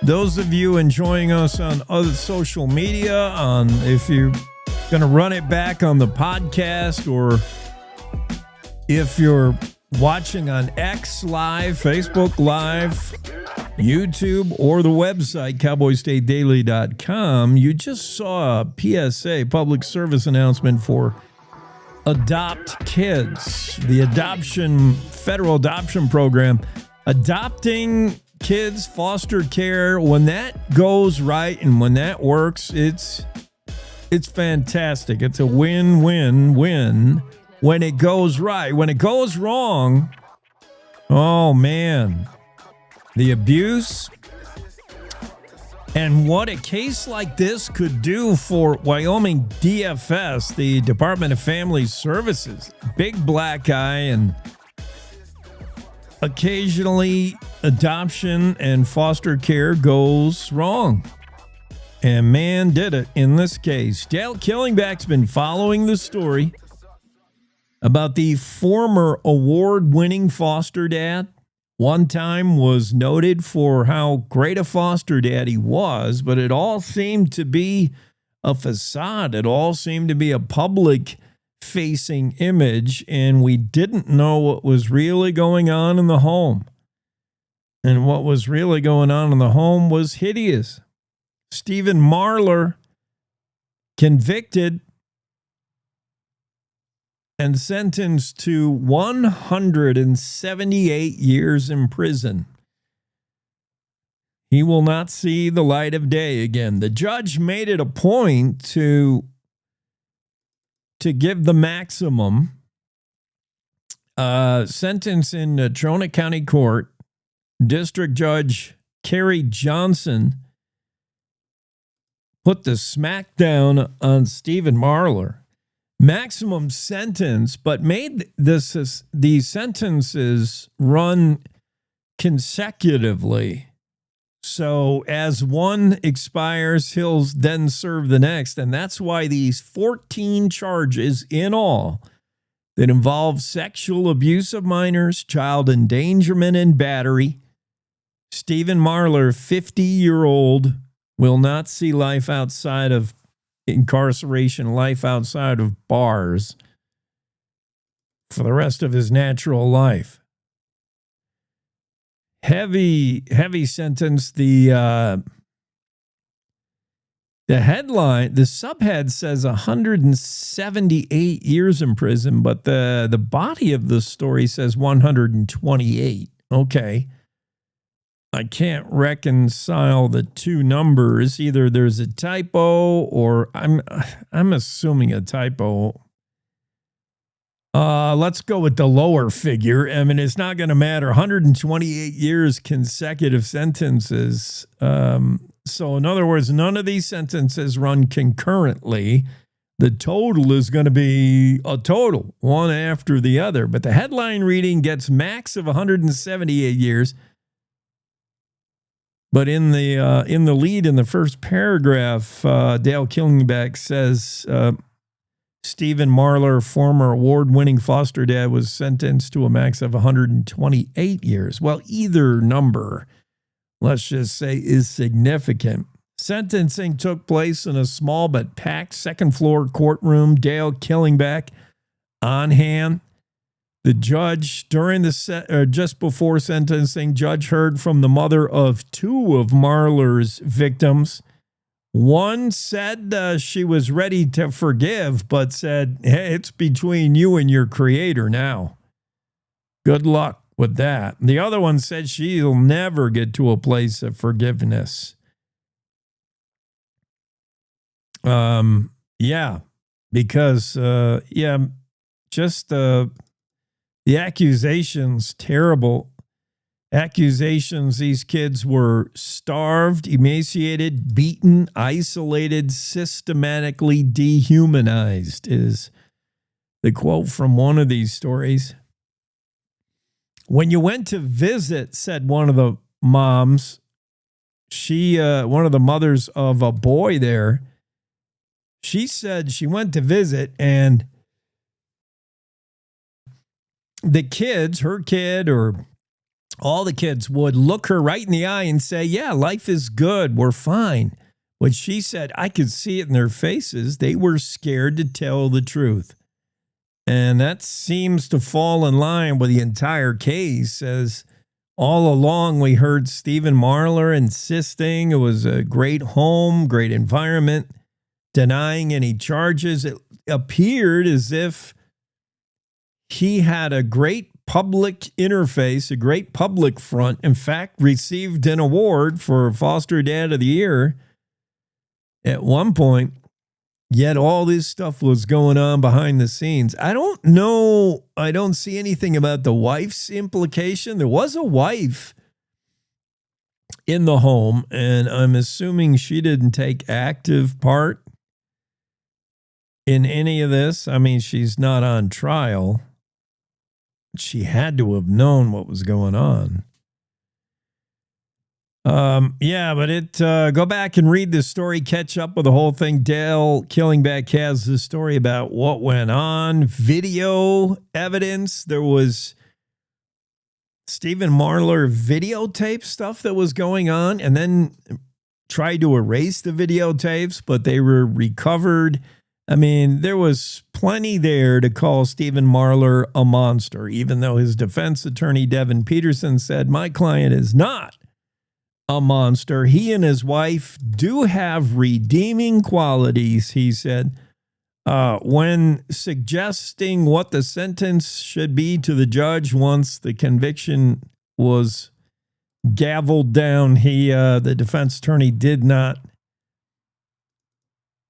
share what he thought would be an appropriate sentence. But Stephen Marlor, yes, got the max. It was 2013. Marlor and his wife, Kristen, were recognized by the Federal Administration for Children and Families with an Adoption Excellence Award, one of only 3 families in the nation to get the award that year. So it looked good from the outside, but from the inside, not so good, especially if you were one of the kids being fostered by Stephen Marlor, 50-year-old sentenced to more than 100 years in prison. Yes, Dale Killingback has that story in the Cowboy State Daily. We got to get to this day in history because I may not have time for it later. It's a jam-packed kind of a morning. Once again, no Don Day. Don is traveling today back from Florida. What he would say is, be careful with your fire. Much cooler today, and especially tomorrow across the nation, or across the state, rather. Much cooler. I mean, we were seeing temperatures of 90s, triple digits to begin August. Supposedly, if August starts super hot, you're going to have a long, cold, wintry winter. That's an old wives' tale, an old farmer's almanac thing. But we did have a first week of August. It was pretty hot, pretty warm. So does that mean a long, snowy winter? Colder than usual, longer than usual? Maybe, if you subscribe to that kind of stuff. Don would call it bunk. But yeah, that hot start to August has cooled off and is cooling off for almost everybody across the state. Today, tomorrow, and Sunday, much cooler. Cold front coming down from the north from British Columbia, Canada, and bringing with its bunch of wind ahead of it, like right now, very windy today. So red flag warning across the state. Got to be real careful. This day in history, I need a little bit of music for this day in history. There. 1854, Smith & Wesson. You know those names. That's the ultimate judge in some cases, right? You're Smith & Wesson. It was 1854 that Smith & Wesson patented their metallic cartridge cylinder. In other words, you know, any Smith & Wesson cylinder revolver handgun, the patent was applied for or approved on this day in history. 1854 goes back quite a ways. 1902, the first Weston County Old Timers Day was held. Do they still do an Old Timers Day in Weston County? It would be a long-standing tradition. Should I look that up? Why not? Weston County Old Timers Day.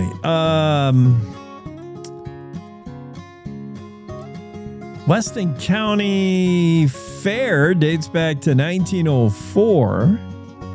We know that. Weston County, I don't know that they do it anymore. Oh, what a terrible loss. Old Timers Day. And all the old timers died off, I guess.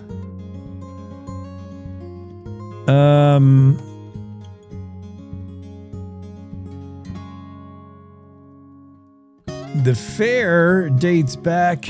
Yeah, I don't know they do it anymore. I can't find any evidence they do. Does anybody know? Let me know. Let us know.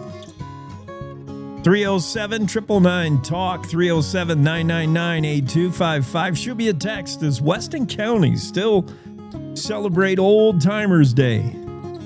The first one was held on this day in 1902. It'd be a shame if that went away. 1929, on this day, August 8th, Major Doyen Wardwell of Casper died in an airplane crash. He was a World War I veteran, a pioneer Wyoming aviator back when you and I would be scared to go up in a plane. I don't know how well they were built. He died in an airplane crash doing what he loved, I presume. Wardwell, the name lives on, by the way. The Wardwell addition to the city of Casper would be named for him, and the original Casper Airport, Casper Municipal Airport, was renamed for him. That airport is now essentially bar none, Wyoming. We talked about that a week or two ago when I talked to the mayor of Bar None. Mayor Boyer, he knew of that history. Bar None is laid out in a way that makes it look like an airstrip, like a big, long, wide main street. And you think, wow, that's pretty extensive for a town that's only population, a couple of that. Bar None's not real big. Yet it looks big because Bar None, the town of Wyoming, was originally an airport and named for Doyen Wardwell of Casper, a World War I veteran and an early flyer, ace pilot back in the day, pioneer Wyoming aviator. It was this day in 1929 that he crashed and died. Same year the market crashed, right? Wall Street. This day, 1936, Ernest Hemingway, Papa, Big Papa, you may have heard of him. He visited Laramie on this day in history. Hemingway visited Wyoming, the Rocky Mountain area, very frequently. He was known to stay here for long amounts of time and hole up and write some of his novels. This day, 1936, Ernest Hemingway visited Laramie. This day in 1944, Wyoming had its smallest lamb crop in 8 years, likely due to sheep requirements during World War II, which would have reduced the number of ewes.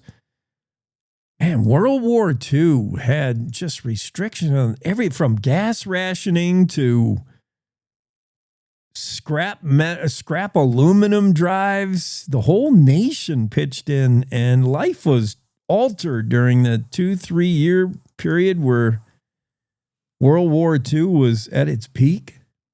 Even affected the sheep industry, the lamb industry.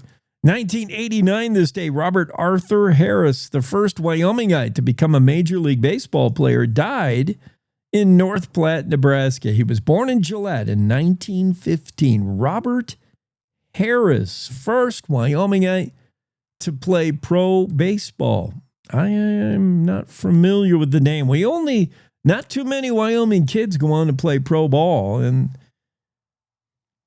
we got a couple in Major League right now, a couple good ones, but Robert Harris, not familiar. I'm going to go look him up while we enjoy a little bit of the Rodeo Roadshow with the Western Ag Network. It's the Rodeo Roadshow on the Western Ag Network. Hi, everybody. I'm Will Rasmussen. Good to have you along.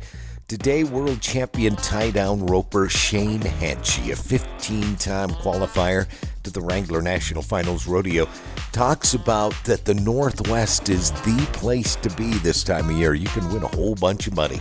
Shane Hatchie on the rodeo. Coming up next. Stay close. Cattle Producers, Cattle Country Videos. Oregon Trail Classic is August 12th and 13th from the Civic Center in Gary, Nebraska. 54,000 head sell, including 27,000 head of fancy yearlings on Tuesday and 27,000 head of calves and wean calves on Wednesday. Tremendous quality and genetics offered this year. Sale time is 9 a.m. both days. Broadcast live on YouTube at cattlecountryvideo.com. Online bidding also available through Cattle USA. For all the details, visit cattlecountryvideo.com. Good news, beef producers. Consumers' opinions and preferences on beef are becoming more transparent month after month. Your checkoff dollar supports state-of-the-art research that taps into thousands of consumers' eating habits every month to track modern trends in meat demand and other proteins. With this knowledge, the Beef Checkoff can invest your dollars more wisely in future projects, empower the industry, and strengthen beef's place in the market. Get the full story at yourdollardoes.com. Funded by the Beef Checkoff. Yeah, we're headed to Jerome, Idaho for tonight, and then tomorrow we're up at Homedale, Idaho, and then New Plymouth, Idaho, and then we finish the week off at Hermiston on Friday, and then Omak on Saturday. So, this month is very underrated, Willie. August has turned into maybe a better month logistically and financially, better than July rodeoing. But yeah, it's exciting. It's an exciting time of year. It really is. When you talk about logistically, that's because I'm assuming you mean that it's kind of the Northwest is kind of the place to be up here. You're talking about Utah, Idaho, Washington, Oregon, a little bit in Montana. Yeah, exactly. It's you're not necessarily driving from one end of the country to the other to get you a couple rodeos knocked out. We're going to stay right here around this Idaho for the week, and then ease up there to Southern Oregon and come back down for Caldwell and Burley and Tremont, and so it works good. It's a really good time of year. This is my circuit, the Wilderness Circuit, and just looking forward to running these calves. Shane Hanchey has qualified for an unprecedented 15 straight Wrangler National Finals rodeo and won a world title. On the Rodeo Roadshow, I'm Will Rasmussen on the Western Ag Network. Cowboy State Daily Morning Show with Jake. Now, back to the show. Yeah, following up on this day in history, I did learn a little bit more about Bob Harris, first Wyomingite to become a Major League Baseball player. He died this day in 1989 in North Platte, Nebraska. He was born in Gillette, May 1st, 1915. Played with, back in the day, the Detroit Tigers, St. Louis Browns, spent one season with the Tigers. St. Louis Browns for 3 seasons, finished his career with the Philadelphia Athletics.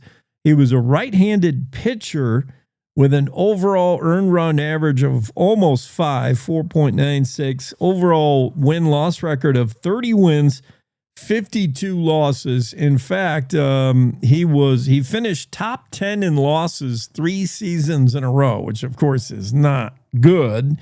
But he was in the show, and it was in the show for 3 different teams over the span of 4 or 5 years. So pretty impressive. Bob Harris on this day died, but a first Wyoming-born player in the Major League Baseball.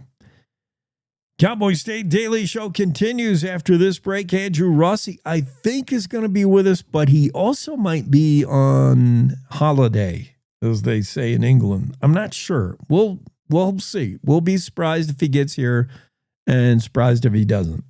We'll be right back with more on the show after these.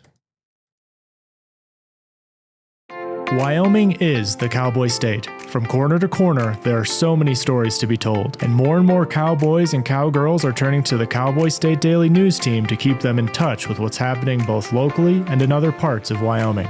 I'm Riley Strand, videographer and production assistant for Cowboy State Daily Video News. We're proud to bring the most important stories to our viewers every day. The stories that start conversations, the stories that make us laugh, the stories that make us think. Our experienced journalists at Cowboy State Daily are crisscrossing the state every day, talking to those who know the news best. Every day, host Wendy Core and I talk to the reporters who are covering the topics, issues, and people that are important to Wyomingites. And in our daily newscast, we bring you those stories. Tune into the Cowboy State Daily Video Newscast every morning, only on CowboyStateDaily.com. You're listening to the Cowboy State Daily Radio Network. Sometimes fatherhood I'm the first Viking who wouldn't kill a dragon. can feel like an epic battle. But you will.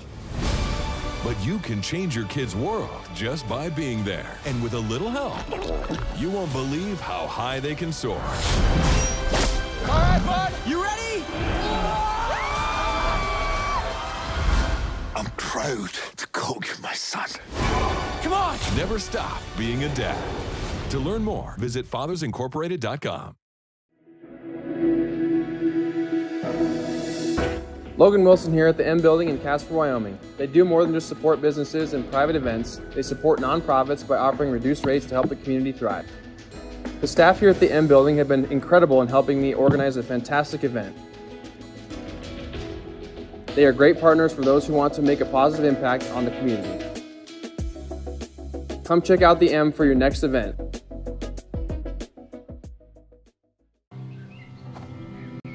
For decades, I've taught you everything I know.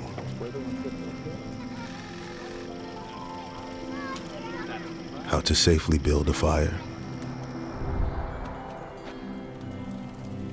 How to control the flames.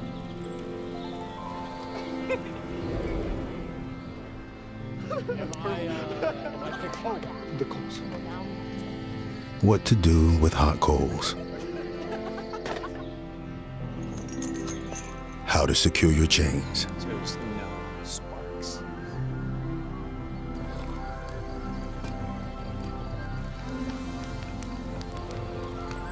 But I can only teach wildfire prevention. Only you can prevent wildfires.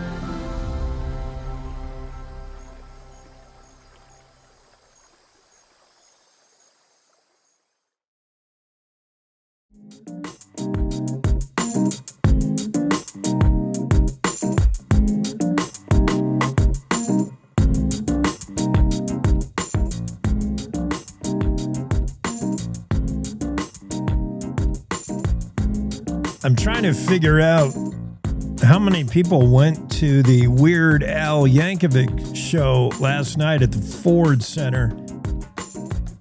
Only because I insisted with Greg that he would not sell out, that it would not be well attended. Not that I'm not a Weird Al fan, but it was my reaction to the way Greg set it up. This is going back like 2 weeks ago. Greg said, "Oh, wow, look at this. Breaking news. Weird Al Yankovic is going to be at the Ford, Wyoming Center." And I thought he was kidding. I thought he was like being sarcastic, like, "Oh, breaking news. Weird Al is coming to Wyoming." Like, really? Weird Al is kind of yesterday. And I thought his bigger and weirder 2025 tour is on. And I thought, there's probably not that many Wyomingites that are that excited to go see Weird Al Yankovic. For one, people aren't concert goers anymore. For the most part, probably beginning with COVID, we all learned to stay home. Nobody goes out and does stuff. Almost nobody. And the generation, the age group that does go out and buy concert tickets that are they're very expensive. You want to go see a concert, my goodness, you got to shell out. That age group that does get out and do stuff and go to concerts is not the age group that's going to know who Weird Al is. No way. I'm looking at the website, Weird Al Yankovic's official Facebook page, and he posted back 2 days ago on August 6th. He said, "Hey, Wyoming, I don't know how this is even possible, but apparently there are still tickets left for my show tomorrow night." Yeah, duh. No way this sold out. Grab them while you can. You don't want to miss this show, posted Weird Al or his marketing people. And then comments from the Wyoming people mostly said, yeah, I bought my tickets back in February. Can't wait. Another one said, I'm in the 6th row. See you there. Others said, too pricey for me, or I can't make it. How do we find out? I guess we could just call the Ford Wyoming Center. Would they tell us how the show did? It was last night. And just to prove a point with Greg, I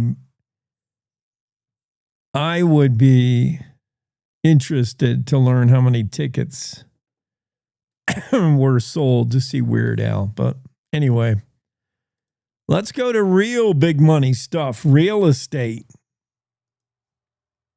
Andrew, I didn't have my Zoom room open, but I'm assuming Andrew Rossi is indisposed, as they say. I haven't heard from him all week. He might be on vacation, or he might be at some dinosaur dig, knowing Andrew. Renee Jean's story about Wyoming Ranch. Boy, she finds one piece of property more expensive than the next. She just highlighted Riva Ridge in Jackson the other day. That's on the market for 30 million, 30 something million. Nothing like this though. Holy cow, size matters. Wyoming Ranch for sale for $80 million. And if that seems high, just keep in mind what you get for it. And what you get for it is a tremendous amount of acreage. Wyoming's expansive Pathfinder Ranch it's so big, it covers 3 different counties of Wyoming. 4, Pathfinder, Real Life Ranch, Working Cattle Ranch. Parts of the sprawling ranch are in Natrona. Some of it's in Carbon County, some in Sweetwater and Fremont. It's one of the largest, if not the largest, ranch operation in Wyoming. I would say it's the largest. I can't think of one bigger. Texas has some ranches approaching this kind of a size. The 4 Sixes, the King Ranch. What are they? Let's look those up and see by comparison. Because a 1 million acre ranch, that's significant. That is larger than the theoretical Dutton Ranch in Yellowstone TV series history. That ranch is never exactly defined, but it's about 800,000 acres. Not as big as Pathfinder. 4 Sixes Ranch acreage. 4 Sixes comes in at a paltry 266,000 acres. So you could fit 4 4 Sixes ranches in the Pathfinder. Golly, what about the King Ranch? King Ranch, I think, might be a little bigger. King Ranch going on 825,000 acres, making it the largest ranch in the United States, larger than the state of Rhode Island. So hold on a minute. Wikipedia. I think we got a bigger one. King Ranch, according to this Wikipedia entry, the largest ranch in the United States at 825,000 acres, larger than the area of the European country Luxembourg. It's larger than a country, and it's larger than the state of Rhode Island. Well, guess what? So is the Pathfinder Ranch in Wyoming, spanning 4 counties. It clocks in at just under 1 million acres. So got you beat. It's on the market for $79.5 million, as Renee Jean points out. Have I taken my second break for... For this hour? Now I can't remember. Yeah, I think I have. Fatherhood. Yeah. So I can keep on yakking about the Pathfinder. The Pathfinder Ranch at more than 916,000 acres, bigger than the state of Rhode Island, almost double the size of Jacksonville, Florida, which is the largest American city by landmass, and even larger than the fictional Dutton Ranch from Taylor Sheridan's Yellowstone. Pathfinder got that big. It didn't start that big, but over the years, they started acquiring neighboring ranches, which we learned in Yellowstone is what you do when you don't like your neighbors, or if you're not growing, you're dying kind of philosophy in ranching. You just keep buying out the neighboring ranches, right? Pathfinder encompasses at least a dozen historic ranches that at one time existed. And they include some you may recognize from back in the day. Where are those ranches? The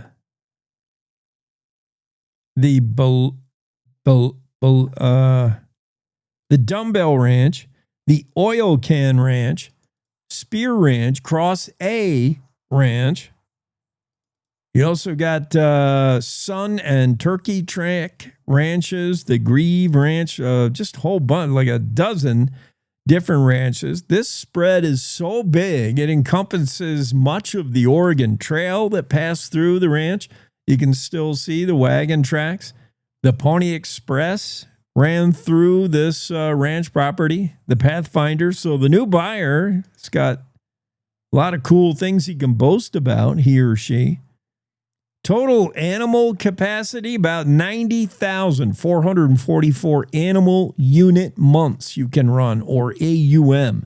The ranch doesn't max out cattle because they leave some space for wildlife as well, but it is a working cattle ranch and hopefully remains so if a new buyer is found.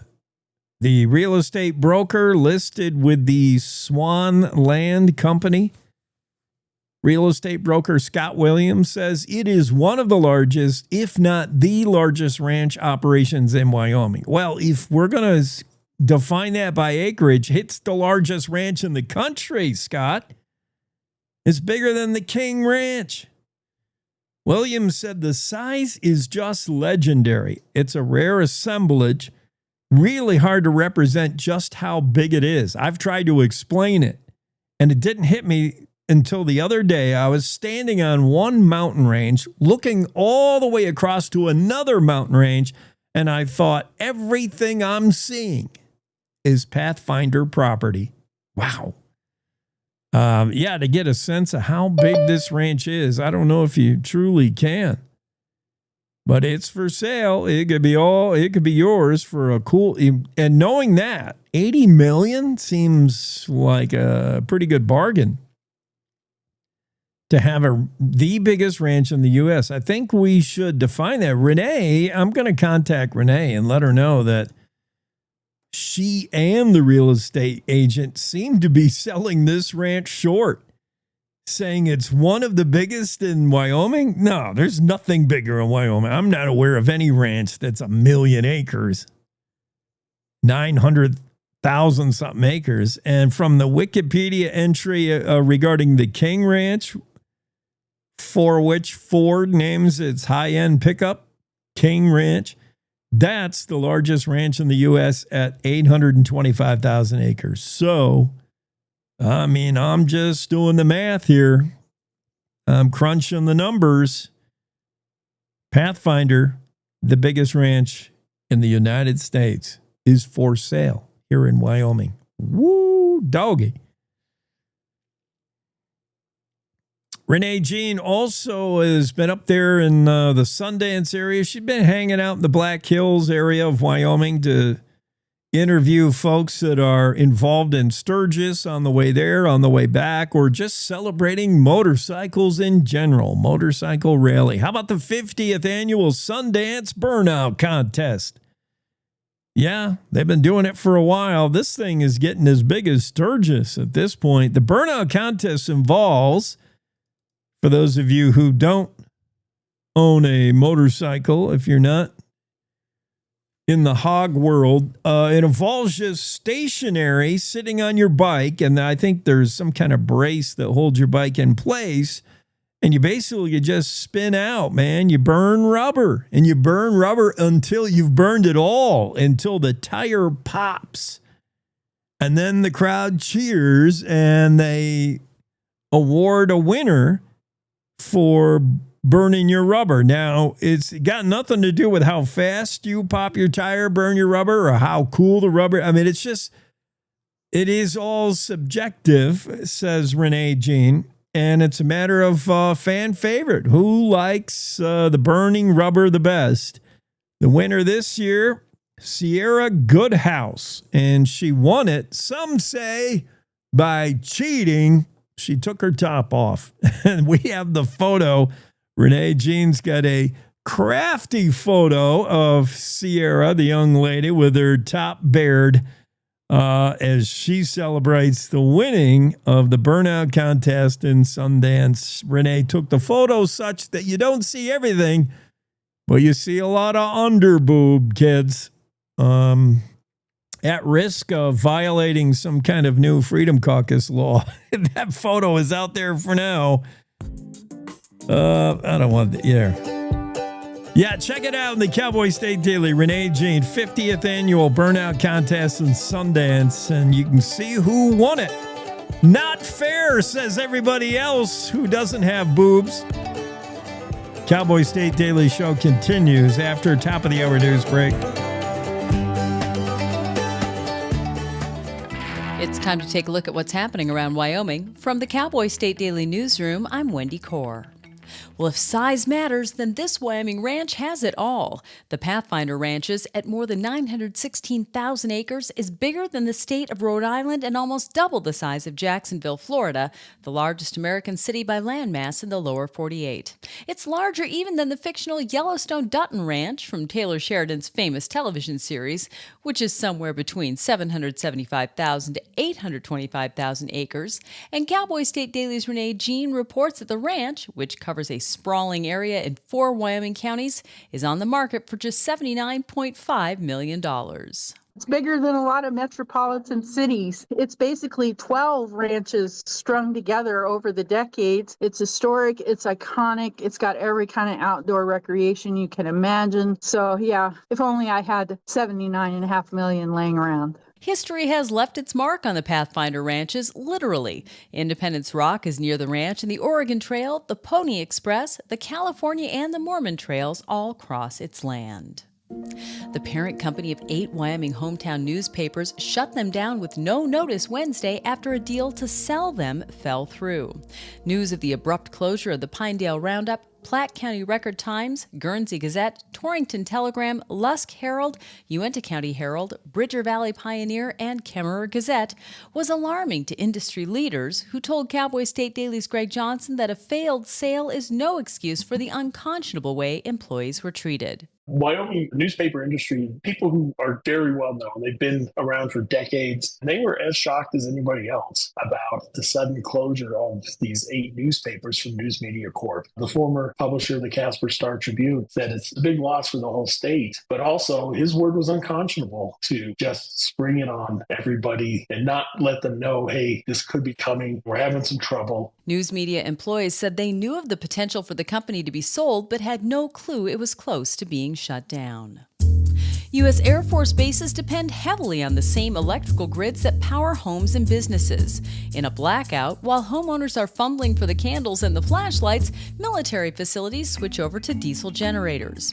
Looking to provide a more reliable and long-term source of electricity, nuclear startup Radiant this week signed what it described as a first-ever agreement to deliver mass-manufactured nuclear microreactors to U.S. Air Force bases. Cowboy State Daily's David Madison reports that the California-based company hopes the military contract adds momentum to its efforts to establish a manufacturing presence in Wyoming. this would give a base its own power plant that's not beholden to a cyber attack on the commercial grid. It can be placed in remote locations. And so this is clearly a new market, and it could create a huge industry in Wyoming if the state changes its law. And that's the other complicating factor here is the legislature is considering a bill that would allow for the storage of waste. Company spokesman Ray Wirt expressed optimism that the Air Force deal could boost support for the contentious Natrona County facility proposal.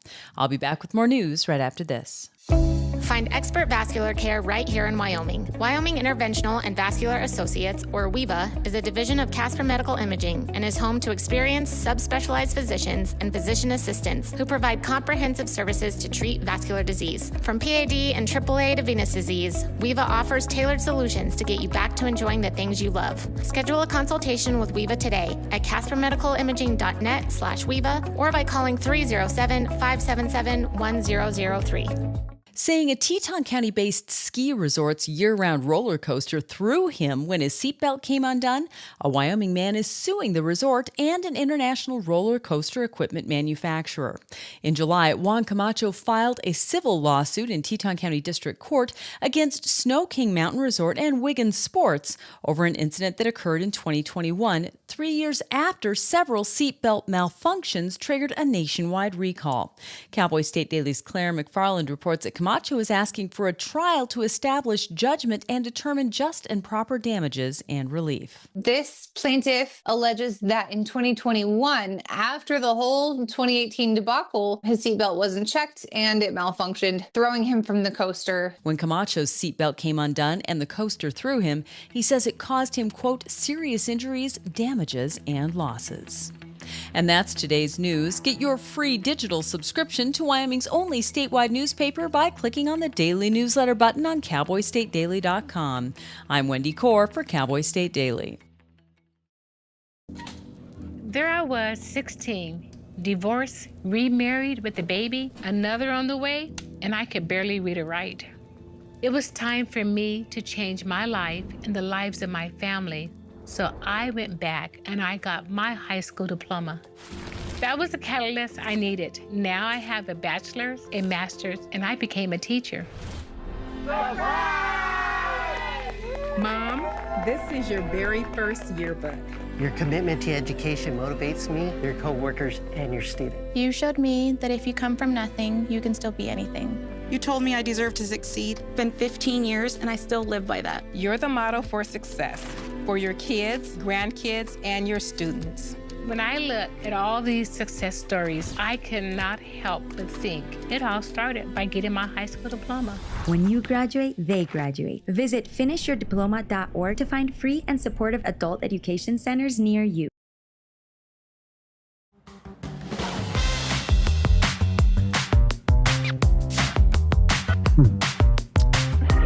Hey, yeah, it's Bill Sniffen with us on the Cowboy State Daily Show with Jake. Bill, obviously, first place we got to go is the shutdown of 8 community newspapers in Wyoming. My goodness, you ever seen anything like this? I mean, you've seen newspapers come and go.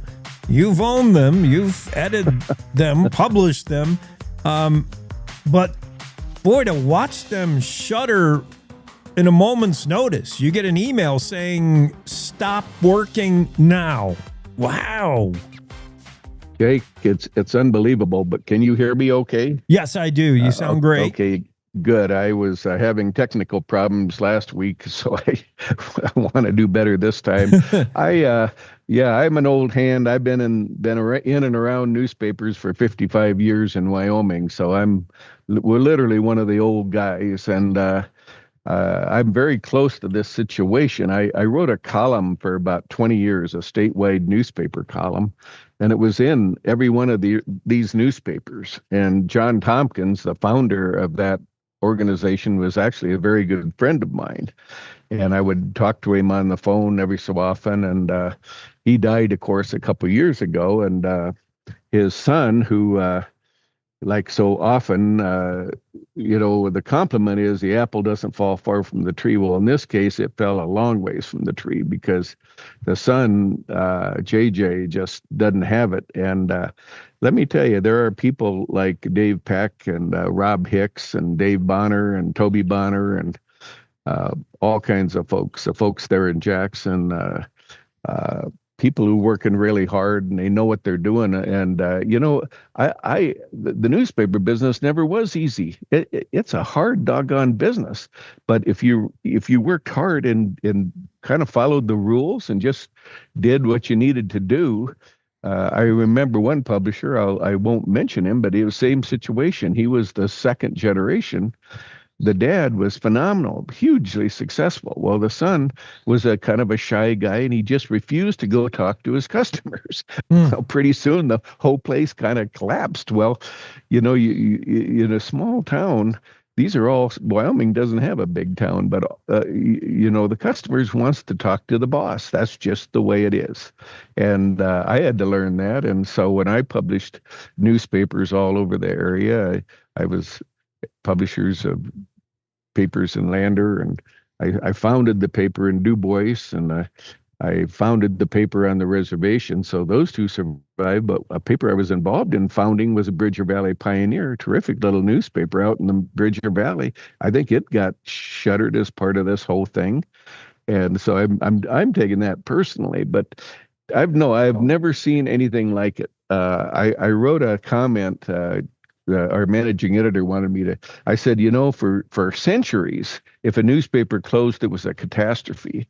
But now newspapers aren't quite as relevant, but it's still a disaster. And let me tell you, you look at towns, these are wonderful towns. I've made an effort to get to know the people of these towns like Wheatland and Torrington, Lusk, Evanston, Pinedale. My God, these are great towns with great people, and those newspapers were actually doing such a good job for so long, and then gradually they just times got tough. Well, you know what happens is you just work a little differently when times get tough.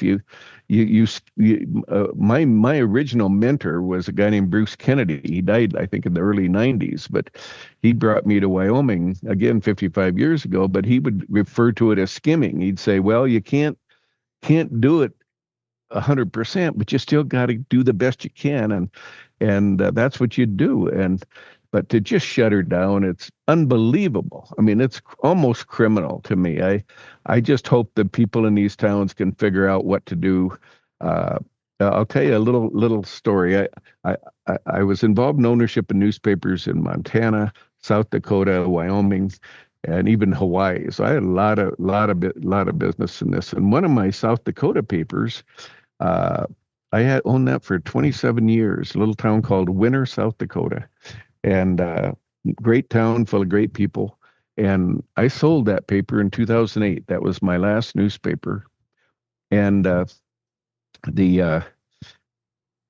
was in 2008, and in 2024, so that's 16 years later, the guy who bought it, who was a pretty doggone good operator, he literally was going to close the doors. He said they couldn't make it work, and the town bought it. I mean, they literally formed a little economic development group, and they went in and bought the paper, and the paper's still going strong. So I hope that's what happens in these towns. And I can't imagine that a newspaper has no value. That is beyond comprehension to me, because the Warren Buffett always invested in newspapers, and there was two reasons. One is they had run properly, had a great cash flow, but secondly, he always said the cost of entry by a competitor was so difficult. And you've been involved in Planet, Jackson Hole, and all those, and man, it's hard competing against the established local newspaper. It's hard, and it was a cash cow. Now those days are pretty well gone, but still, there's still a lot of business in these towns. You just have to work, and I don't know. There's us old timers will blame the generations, and I don't blame the generations. There's a ton of hardworking young people out there. I just really blame stupidity. It's Again, another one of Kennedy's famous quotes was, "There's no such thing as hard sell or dumb sell, or no, I'm sorry, hard sell or soft sell." He said, "There's only smart sell and dumb sell." And that's what I found. These guys that are failing don't know how to go out and sell their product, and people want to be sold. Anyway, that's my initial take. Jake, what are you thinking? Well, originally I wanted to blame it on the industry because we're seeing it across the nation. It's not just Wyoming. It's not just this news media corp. It's tough making newspapers go because, but now I'm no longer thinking like that. I don't buy that argument because if a newspaper is going to survive, Wyoming is the perfect place it would, a small town community newspaper, because there is no other option, no other paper, no other news sources serving these communities. I look at Kemmer Gazette shutters and I'm like, well, anything specifically Kemmer could be covered in the Uinta County Herald. Oh, no, they closed too. Like, there is no one who is going to tell the news of Torrington, Guernsey, Pinedale. Like, that's it. So I think the parent company just had to shift the business model a little, and they didn't. And they took the easy way out. These papers can survive. There's certainly a need for them, but I think selling them, the business model, I think for every reporter you hire at the Lusk Herald, you have to hire 2 salespeople. I think that should be the ratio. You've got to sell these papers. You got to hustle them, and you got to do it in smaller dollar amounts maybe than you wanted. You're not getting Napa Auto Parts to buy a big full-page ad. You might have to go to mom and pop store there in Lusk, and you got to hustle. And yeah, it is. You have to hustle, and you also you have to love your product, and you have to love your town, and your customers will know that. And and again, it's just and one of the problems with shutting down a newspaper is you have a second-class mailing permit, and I think that requires, back in the old days, I've been out of the biz for a while, but back in the old days, on a second-class mailing permit, you had to publish on a consistent basis. And if you miss an issue, you lose that permit, which is a pretty good postal rate. And mailing your papers is a big deal. Yeah, and I wonder, I don't know any of these papers are the paper of public record. In other words, they publish I think every single one is. Yeah. And again, you've got just an unbelievable fiasco. I mean, this J.J. Tompkins guy is like I said, his dad, I knew his dad well. His dad loved Wyoming. He loved the newspaper business. He bought those papers from Mike Lindsay, Mike and Pat Lindsay, great people, great newspaper people. And then and I was out buying Wyoming newspapers at the same time Mike Lindsay was, and Tompkins. So I'd always run into these guys in competitive situations as we were trying to compete to buy various newspapers. But it's to just cut the employees out, to cut the advertisers out, everybody. There's no excuse for it. I mean, it's almost criminal. And also what they did is they destroyed the value of those newspapers. I mean, there was value. Again, there's a stream of income. Again, a young person or a young couple, better, or even a young family, you get some people committed, and they go in and they just scratch, and they'll be okay, and they can put out a little digital product because that satisfies that.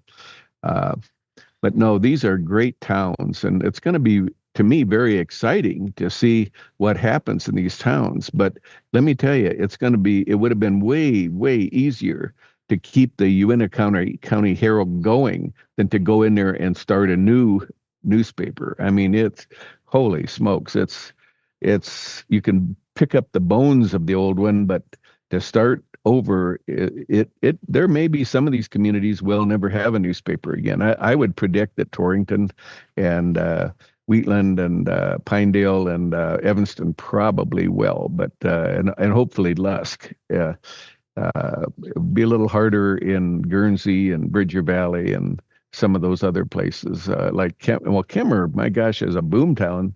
They should have something going down there. And I don't know what those towns also have for digital operations. Digital has kind of taken over, as we know, with Cowboy State Daily, but the printed piece is not totally a dinosaur. But again, in the newspaper business, we've been talking about it for a long time. We used to joke that we actually work for a buggy whip factory because you could see the trends. And I remember the guy that founded Wyoming.com, a guy named Steve Mossberg. He died during the COVID epidemic, but he was a good friend of mine. And he gave a talk to our Rotary Club like in 1992. And he asked me to stand up and he says, "Look at that guy. He's a dinosaur because newspapers aren't going to survive." and I laughed and I says, "We'll see." Yeah. Well, of course, here we are 2025, so that would be what, about 35 36 years later, and it took 20-25 years for newspapers to really start to falter, but you could go, like I said, there's guys all over Wyoming that are doing okay. And there was a guy named Mark Tesoro who used to run the Evanston paper, did a good job. He got crosswise with the owners and he left, but I hope Mark is listening, and Mark, and I bet you people in Evanston are calling his phone and saying, "Mark, get us back up and going again." And Rob Mortimer over in Torrington, he's an excellent publisher, just excellent. And Wheatland has a new guy, and I can't remember his name, but he was a sharp young man, and great young gals working in these places. But Rob Mortimer up in Torrington, man, he's an ace. And again, I hope the people in Torrington are rallying around him and saying, help us do something here. And so the future's not totally bleak. In fact, sometimes it's brighter afterwards, because these guys were just running a failing operation. And I think they'd let their community down enough that the community didn't trust them. Whereas a new group or a new individual with enough energy and positive and love for the town and maybe local ownership would have a chance to make it work. So I'm hoping somebody can pick all this up and make it happen again. But we'll see. I don't know. Yeah, it seemed like the parent company just did the same old Band-Aids. We should have seen the writing on the wall in a way we did when it comes to newspapers. A lot of them found that the printing press was, to afford one and keep it running, that was impossible. So they farmed out. They went and got their paper printed at another printing press. Then we saw staff cuts come by the parent organization. They cut staffs to the bare bones. And then we saw rate increase in how much the newspaper cut. They tried everything on their way there, but still, the way they pulled the plug just immediately probably causes a lot of hurt feelings and anger, but it really wrecks what you had. You're right in the middle of maybe a billing cycle. Maybe somebody bought an ad space for the whole year. Now what do? You got paychecks due today that probably aren't gonna, happen. Payroll. It's just so a destructive way to end it. I mean, if this company was hemorrhaging money, how? I don't know how this helps to just shut it in a. Jake, you asked me this question at the beginning. I know I have never seen anything like this. Yeah. I mean, nobody just shuts a business, especially if you know what you're doing. If you understand the business, you don't just shut a newspaper down, because you do have cycles going. I mean, you have to keep something going. You have to. Back in the day, we'd call it a mimeograph sheet, but somebody the next Wednesday has to print at least a mimeograph sheet and distribute it to keep that flow of publishing going. Because once you stop that flow, my understanding is the process of getting all that stuff started up again, it takes a long time. I mean, getting sales tax licenses and second-class mailing permits, and my Lord, it's gonna be tough. But I think there's an opportunity for somebody that now I don't think they're going to make the big bucks that people used to make, but let me tell you, the newspaper in Torrington, Wyoming, is a good business, and in Evanston's a great town, and Wheatland's a little smaller, but it's a nice town. Pinedale, my God, there's a lot going on there. These are great towns. Like I said, I know people in all of them. I need to talk to Chuck Brown over in Wheatland and see what he thinks, and Dave Bell over in Pinedale. And like I said, I may reach out to Mark Tesoro in Evanston. But these guys say, "What the hell are you guys going to do over there?" And it's going to be actually pretty exciting. But for the time being, it's just awful. It's unbelievable. It leaves news deserts out there, and in the way it happened, it makes it difficult for if one person had an investment and an interest in the community and wanted to rescue one of these papers, it's probably that much harder to do now. I can't even imagine where you start. Yeah, that's got to be tough. It's tough. Well, thanks. Jake, it's always good talking to you, buddy. We'll hopefully talk to you next Friday. Okay, thanks, Bill. Bill Sniffen of the Cowboy State Daily Network will be right back with special guest Ben Maloney. We're going to take you to an interesting place. Talk about shifting gears, an abrupt segue. We're going to talk about how Ivy League schools, for instance, Harvard, how these colleges, historic learning institutions, are being infiltrated by the Chinese Communist Party, the CCP. And it's sneaky and it's dangerous. Ben Maloney is going to tell us about what's going on right after this break. Wyoming is a big state. There's so much ground to cover, so many stories to tell. But the Cowboy State Daily News team is up to the challenge. I'm Wendy Core, host of Cowboy State Daily Video News. Whether it's politics in Cheyenne, energy issues in the Powder River Basin, or grizzlies in Yellowstone, our talented crew of experienced journalists are out there finding and telling the stories that matter. What's the best restaurant in DuBois? Renee Jean checks it out. What's the most recent Supreme Court decision mean to our everyday lives? Claire McFarland explains. How is the upcoming elk hunting season shaping up? Mark Hines lets us know.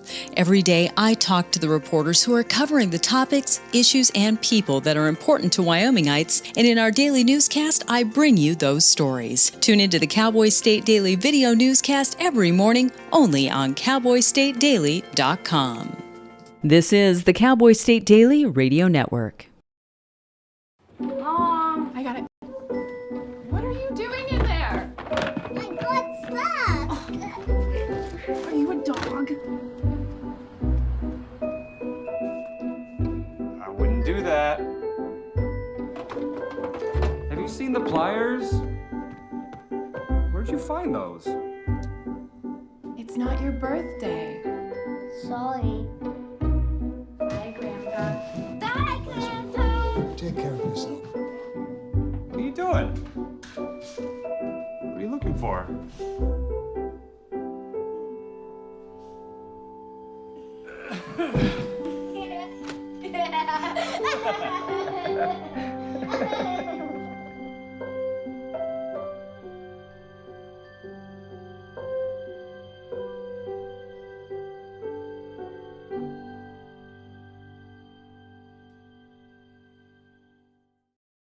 I don't think many kids in my son's school even do it. He makes fun of his friend who vapes. He would never try it. She's into soccer. She's on the honor roll. She's just not the type. No way. No way. No way. No way, my kid would never vape. Get your head out of the cloud. Today, nearly 8,000 kids will start vaping. Maybe even yours. Learn about the dangers at talkaboutvaping.org. Life's daily battles are not meant to be fought alone. We're not powerless, so long as we don't lose sight of what's important. Don't be afraid to seize that moment to talk to your friends. Cloud, you okay? Because checking in on a friend can create a safe space. The first step on our new journey. You coming? Reach out to a friend about their mental health. Seize the awkward. It's totally worth it.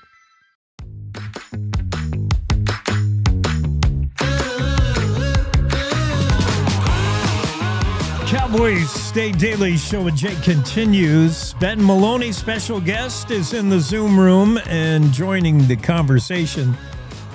It's so much to cover in a short amount of time, Ben. So we're gonna have to first we got to get everybody up to speed on what is happening, because our listeners may be unaware, but Ben is the digital outreach director for Falun Dafa Falun Gong.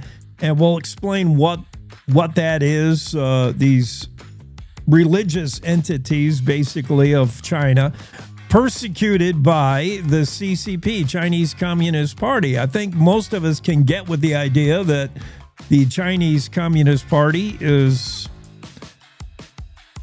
nefarious. They're certainly oppressive. They don't they don't welcome freedom. To what degree does the Chinese Communist Party meddle in American politics and American thinking, and how do they do it? I think we've all heard Russia is able to get bots going in our Facebook and change politics and what we think about our elected leaders. CCP, you'll say, and I want you to say it, is at work shaping our young minds in America through colleges, through institutions like Harvard, Ivy League school, like big time. Are they really at work? Is it an intentional thing? What's going on? Welcome to the show, Ben.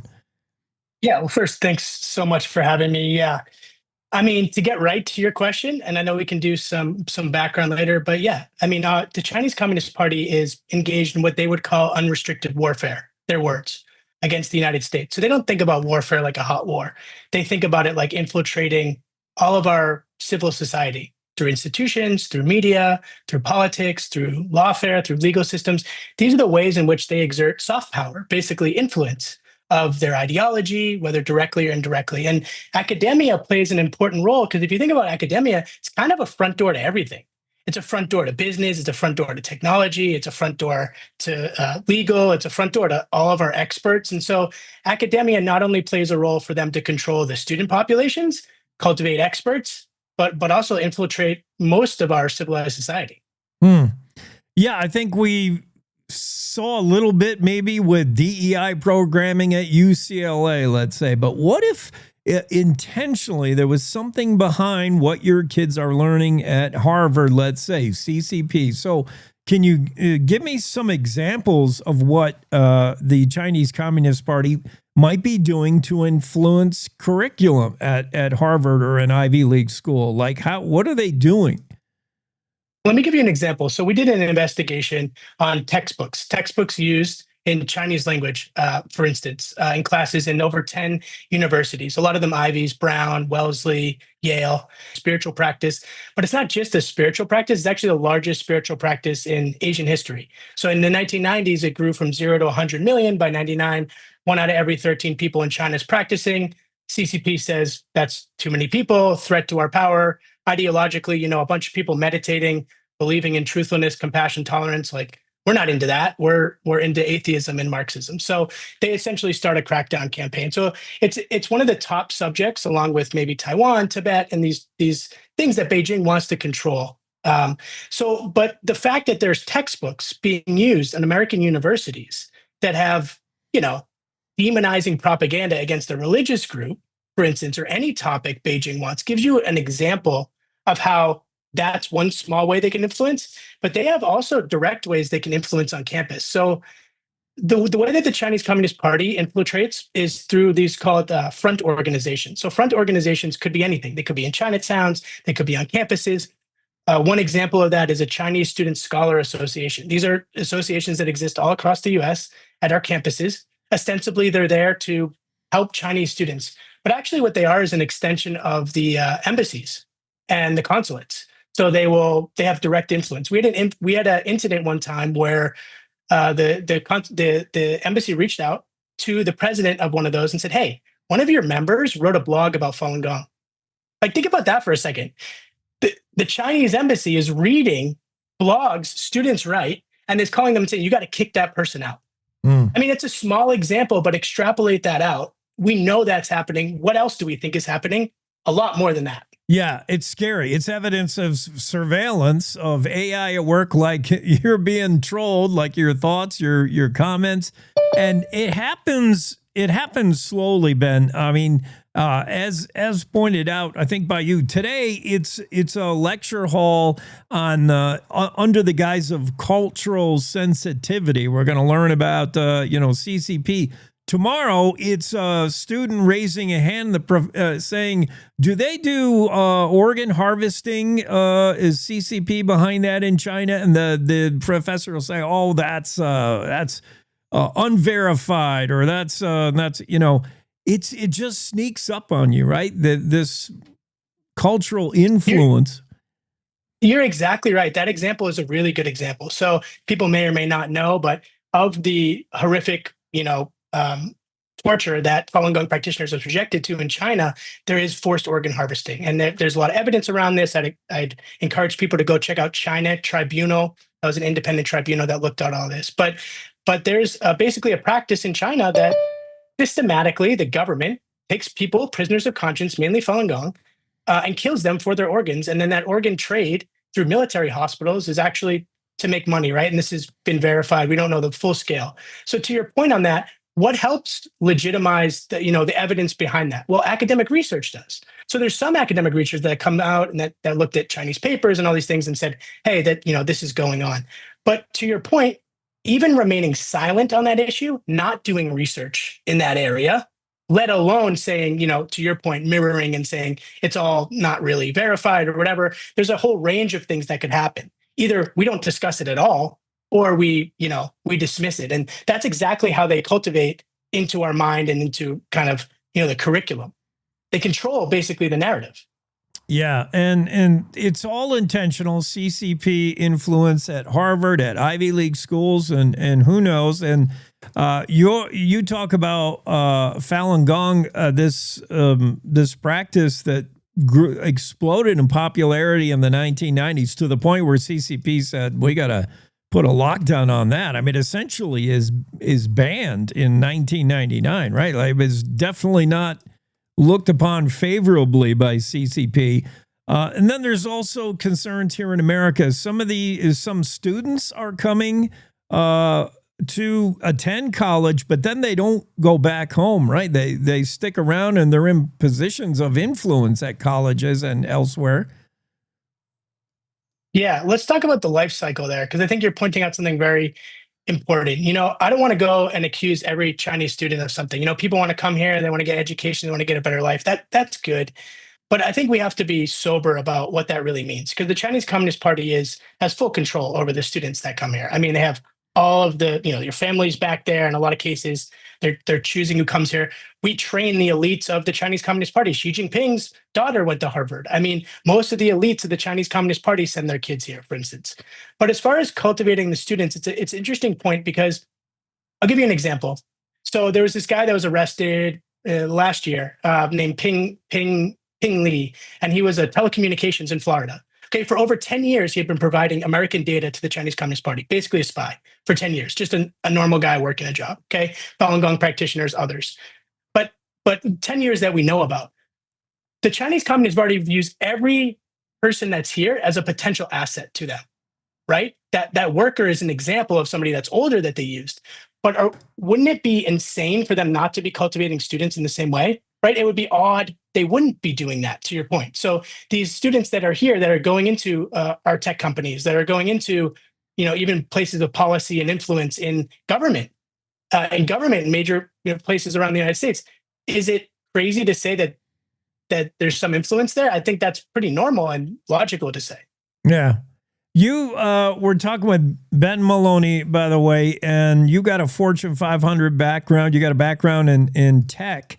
technology. Tell me a little bit, if you can speak a little bit on the influence CCP is using in technology, in AI, in bots, in stuff. Can you recognize it? When you see stuff, you can say that generated from the CCP. Yeah, this is a big topic, and a topic I think that most people aren't fully aware of. Like I was mentioning, the Chinese Communist Party is unrestricted war. So what do they want? They want everyone operating, let's say, on Chinese technology. Okay, Chinese technology could look like a private company, but in China, there's no such thing as a private company. All private companies have a Chinese Communist Party committee on them. I'll give you an example of one. ByteDance. What does ByteDance own? ByteDance owns TikTok. So you could say, oh, well, TikTok's a US company. No, it's not. It's a Chinese company. And there's evidence from, we know, so I'll give you a TikTok example. There was content moderation that leaked in the United States, that leaked in TikTok and said, these sensitive subjects, Falun Gong among them, we need to censor in the US. Okay, that was a directive from Beijing that leaked. After that, they said, oh, no, like we've changed stuff or whatever. I mean, right? And so they control the algorithm, meaning they control what you see, meaning they control what you don't see, meaning they can put pornography, drug stuff, whatever. Whereas you go look at the apps in China, what are they putting? STEM, stuff about how great their country is, patriotism. These things are purposeful, and they act as vehicles to influence, the hearts and minds of Americans. That's strategic. Strategic and on the down low, subversive, sneaky. I mean, Harvard, when you think about Harvard, they represent, Ivy League, the next generation of thinkers. Harvard should be, and universities like it should be, a marketplace of ideas, a place where everything is considered. You make up your own mind. It should not be something that's influencing a culture and a next generation. It's in danger of becoming a megaphone for the party's message, Chinese Communist Party. Is that overstatement, or is that kind of true? I think there's no doubt. We know from what the Communist Party themselves say, from leaked documents, that their goal is to take over our institutions and to subvert the worldview of the United States and bend that to the Chinese Communist Party. So of course, academia plays a role. And to the point of the our elite institutions, actually go back to their founding. They're all founded on Judeo-Christian values, actually. They're all founded on these higher virtues of learning and morality, actually. Morality being the purpose of education. Well, if we want to talk about morality, we should certainly talk about the fact that I don't think we should be supporting or platforming or allowing the Chinese Communist Party to speak on campuses when they're harvesting organs from people that are peaceful, when they're committing what many consider genocide. So is that a freedom of speech issue, or is that, a foreign influence issue? I'd say it's a foreign influence issue. Let's look at the things. One last thing. Let's look at what CCP is against and give you an idea of what they're doing at work. Tell me more about Falun Gong. I don't understand it. A Wikipedia search can tell me it's a sort of a form of karma. Be good, do good. You found it a couple decades ago. It's worked for you in your life, but what seems like a benign following and spiritual interest is a public enemy number one for a communist party. Why is that? What is that? What is it that Falun Gong teaches? Yeah, so Falun Gong in general is a Buddhist-based spiritual practice around the principles of truthfulness, compassion, tolerance. But to your point, sort of karma is bad, do good, think of others first. A lot of principles that we'd see universal involves kind of meditation, 5 sets of exercises. It's kind of a callback to ancient Chinese culture, though. Chinese culture for 5,000 years existed on Buddhism, Taoism, Confucianism. And these values built Chinese dynasties. And what the Chinese Communist Party had to do when they took power and Mao killed upwards of 80 million people is they had to say, no, all that's backwards, right? Like you can't be believing in anything divine. We need to be believing in absolute materialism. We need to believe wealth is the way to happiness. And, the Chinese Communist Party is the highest of powers. So that's the reason fundamentally they're against it. And they just see it as an ideological threat. So to be honest with you, when the Falun Gong became popular, top Chinese Communist Party officials were practicing it. Generals were practicing it. They supported it at first. They said this is saving health benefits. It's just that there was a despot at the time named Jiang Zemin, and the way that the Chinese Communist Party operates is they consolidate power. This is Marxism. They consolidate power around violence and opposition and struggle. That's the essence of Marxism. Struggle against each other, struggle against heaven, struggle against earth. That's like their motto. So they have to be against something. They could be against Tibet. They could be against the student movement. Then 10 years later, what are they against? They're against Falun Gong. So they use these groups of people and they persecute their own citizens in such severe ways to actually control the populace. This is just how they operate. It doesn't make much sense to Americans. It's just, that's kind of how evil operates. Yeah, it makes sense. I mean, tomorrow's war or today's war is not dropping bombs. It's influencing minds. You don't even notice it's happening, but your kids, you know, that you're sending to college, to university, you expect them. You don't expect this anyway, and I appreciate you exposing and bringing up to our attention. Ben Maloney talking about the CCP at work in our Ivy League institutions, on our interwebs. We should be aware. Thanks for the heads up, Ben. Thanks so much for having me. I appreciate it. Have a great weekend. You too. Ben Maloney on the Cowboy State Daily Show. We'll be right back with Piper Fenimore. She's on the way next, right after these words.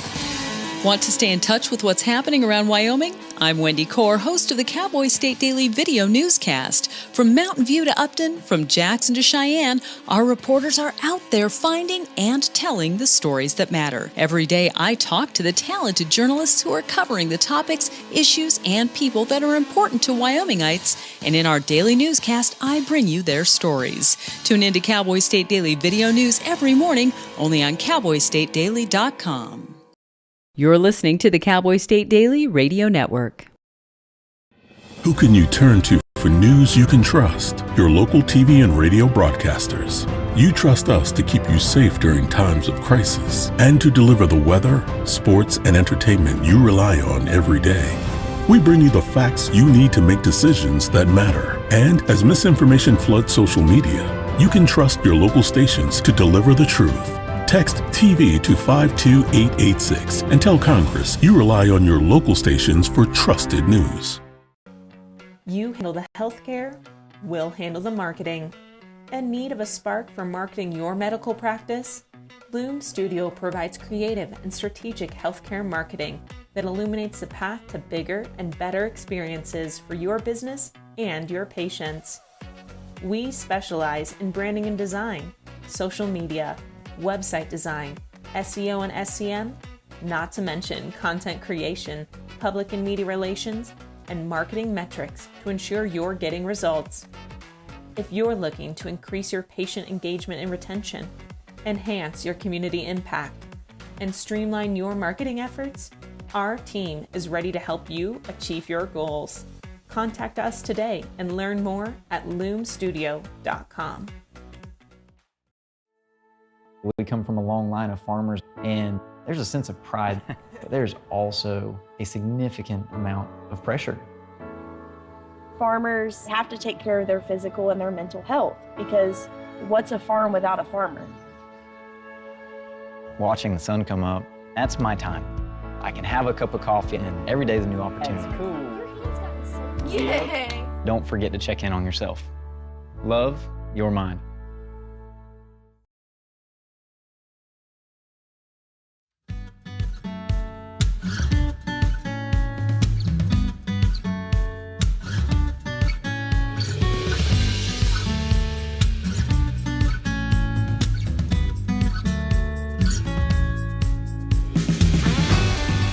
Cowboy State Daily Show with Jake.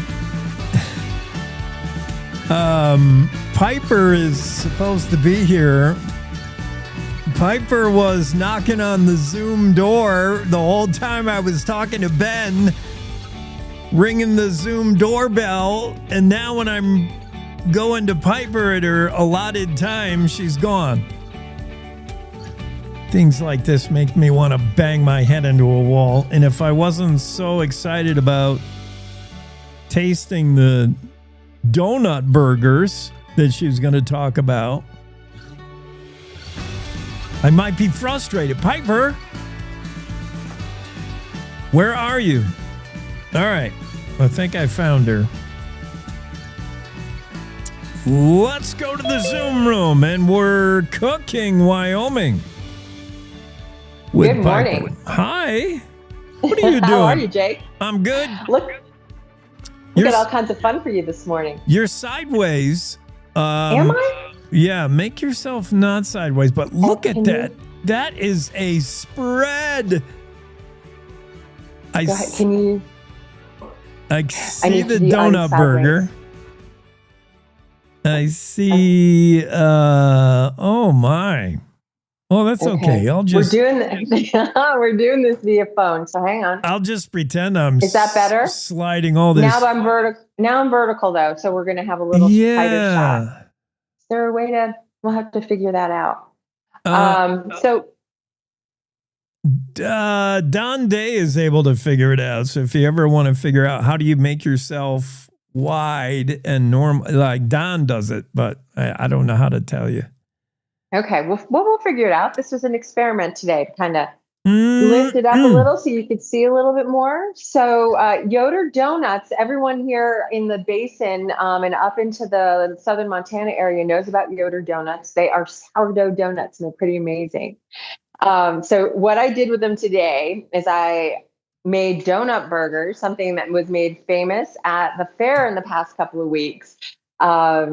So donut burgers with, oh my goodness, caramelized onions, bacon, and a sriracha maple aioli.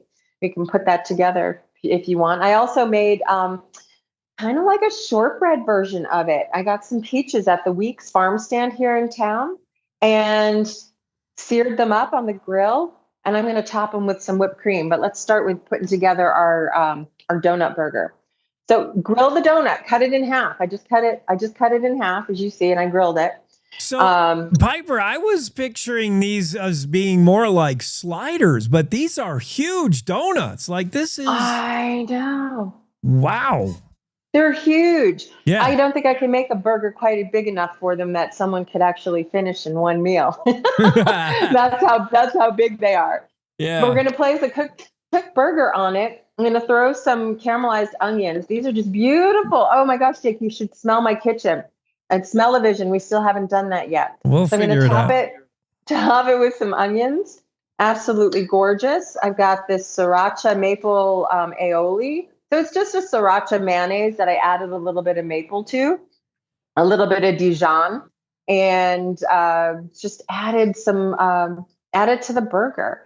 I'm going to throw some of my little garden greens on top, maybe just 2 leaves because we don't want to be too healthy, right? Are you going pepper jack cheese? No, cheddar, just gorgeous cheddar. And then look at that with just a gorgeous piece of bacon. I didn't candy that. I did not make pig bacon. I made just regular bacon. Yeah. And then look at that. Isn't that gorgeous? It's gigantic. Did you crisp up is the bacon crispy? You bet. Oh, I love that. You bet. You can't do anything but crispy bacon. Yeah. So that's the first thing I made. And then I made these gorgeous seared peaches. If you take a look at them, I just seared them, cut them into segments, and I pan seared them, or you can grill them, which is kind of cool. And then we're gonna just throw them on top of the donut. I drizzled a little bit of balsamic vinegar on top of it, and then look at this gorgeous whipped cream. I whip my cream using an immersion blender so that it stays really thick. Look how thick that is, Jake. Yeah. And then I'm going to top it with a little bit of mint. So we got some mint sprigs, add a little color to it. A little bit of basil flower. Look at how stunning those colors are together. The purple basil with the gorgeous fresh mint. And that is just stunning. And then we're gonna have it with some Mystic Monk coffee, local Wyoming coffee. So why the donut, it's sweet, yes? So what's serving as the burger bun is the donut. Does it have its sweetness to it or no? It does. It's a glazed donut. Yeah. So Yoder Donuts makes a sourdough glazed donut. That's all they do. And they do it really well. And they are the best donuts. I was there getting them this morning. He's down the street at one of the stores here in town. They show up every so often around the state. So just go online and see where they are. But they had a line of about 15 people long waiting for the donuts. Up there in Park County, legendary Powell, Cody area, the Yoder Donut Company. Talk about what you've done with the ground beef. Now, you suggest, the 80-20, which is not as lean, so you get good taste. But you're pretty sparse on how much you put, like how much you barely use black pepper, salt. Like you don't use a lot of spices and stuff. Not a lot. For this particular donut, I really wanted to just enhance the meat. So I added garlic powder. So a teaspoon of garlic powder to 1 pound of meat. I used a generous tablespoon of Worcestershire sauce, which is great. Many people can't say that. We used to call it W sauce when I was a kid. Really? Yeah. and then salt and pepper, mixed it up, just super simple, just enough to enhance the beef. When go ahead. When do you add the Worcestershire sauce? The Worcestershire sauce, like right as I make it. So I make the meat mixture the night before so that it kind of marinates itself. So I mix it all in, the salt and pepper, and just let it sit so it marinates. And then I form my patties. You don't want to mix it too much because if you overwork the beef, it's going to be tough, Okay, you don't want to mess with that too.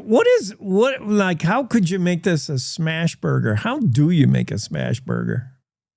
Oh, well, the smash burger, you just, as you're grilling it, you flatten it out. You just flatten it out on the grill, smash burger. Right, right. Now, you suggest optional, maybe throwing a fried egg on top of that, really? Yeah, putting a fried egg would be fantastic. More of a hangover burger.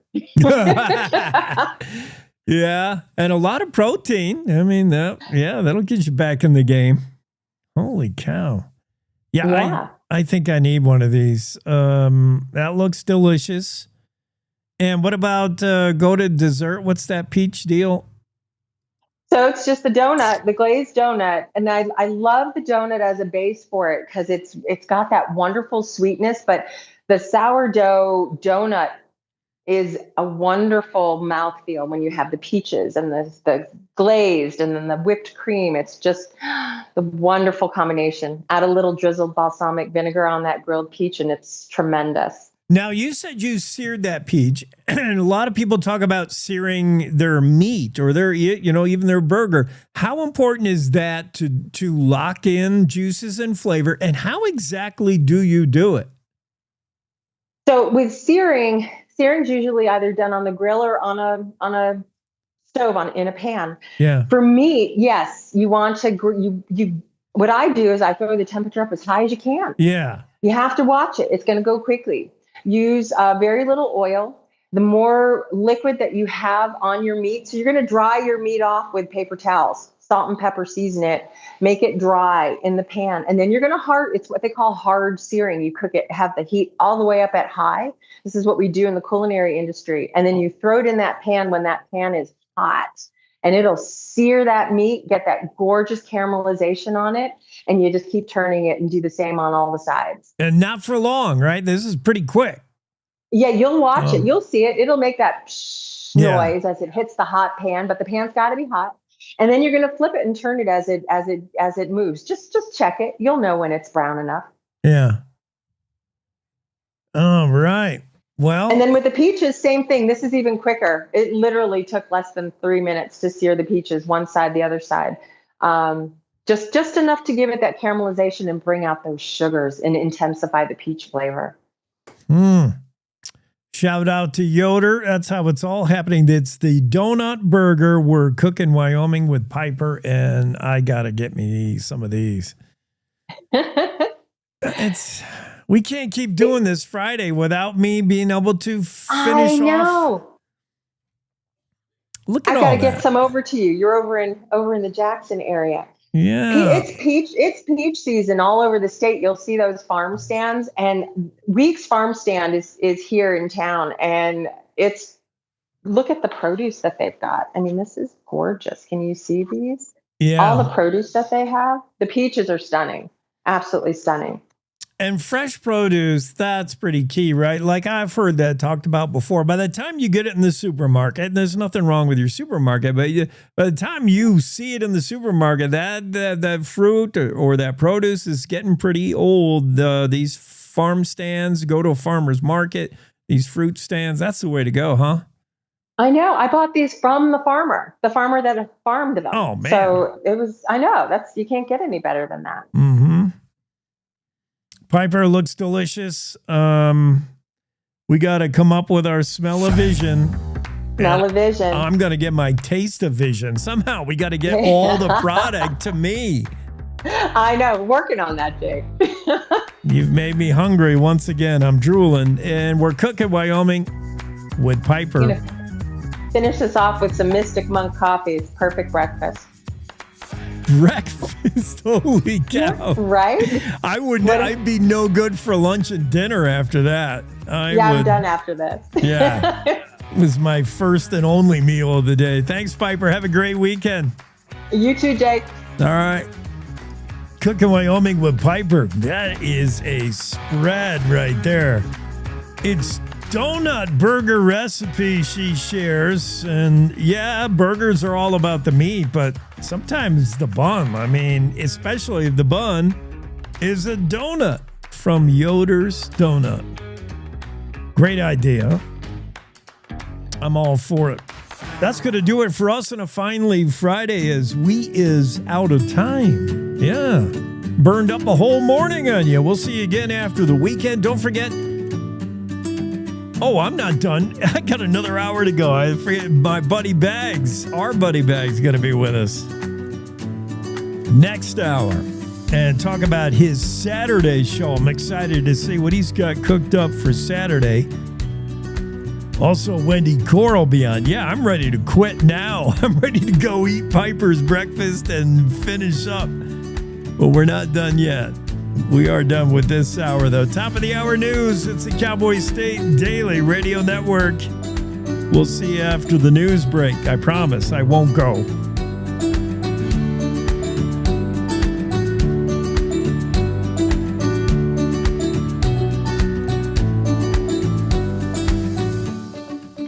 It's time to take a look at what's happening around Wyoming. From the Cowboy State Daily Newsroom, I'm Wendy Core.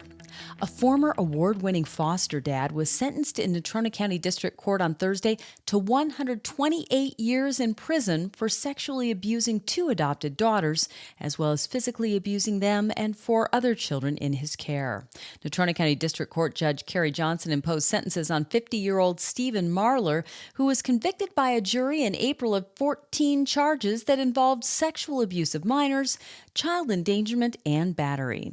Cowboy State Daily's Dale Killingbeck reports that Judge Johnson made the sentences all consecutive. Stephen Marlor was sentenced to a maximum of 178 years and a minimum of 128 years. And the judge said she did that because she wanted each of the victims that Marlor has afflicted over the years to have justice. In 2013, Marlor and his wife Kristen were recognized by the Federal Administration for Children and Families with an Adoption Excellence Award, one of only 3 families across the nation to get that award that year. As a search for a Minnesota hiker missing in the remote Cloud Peak wilderness of northern Wyoming continues, confusion over another missing man found dead in Montana has rubbed at already raw emotions.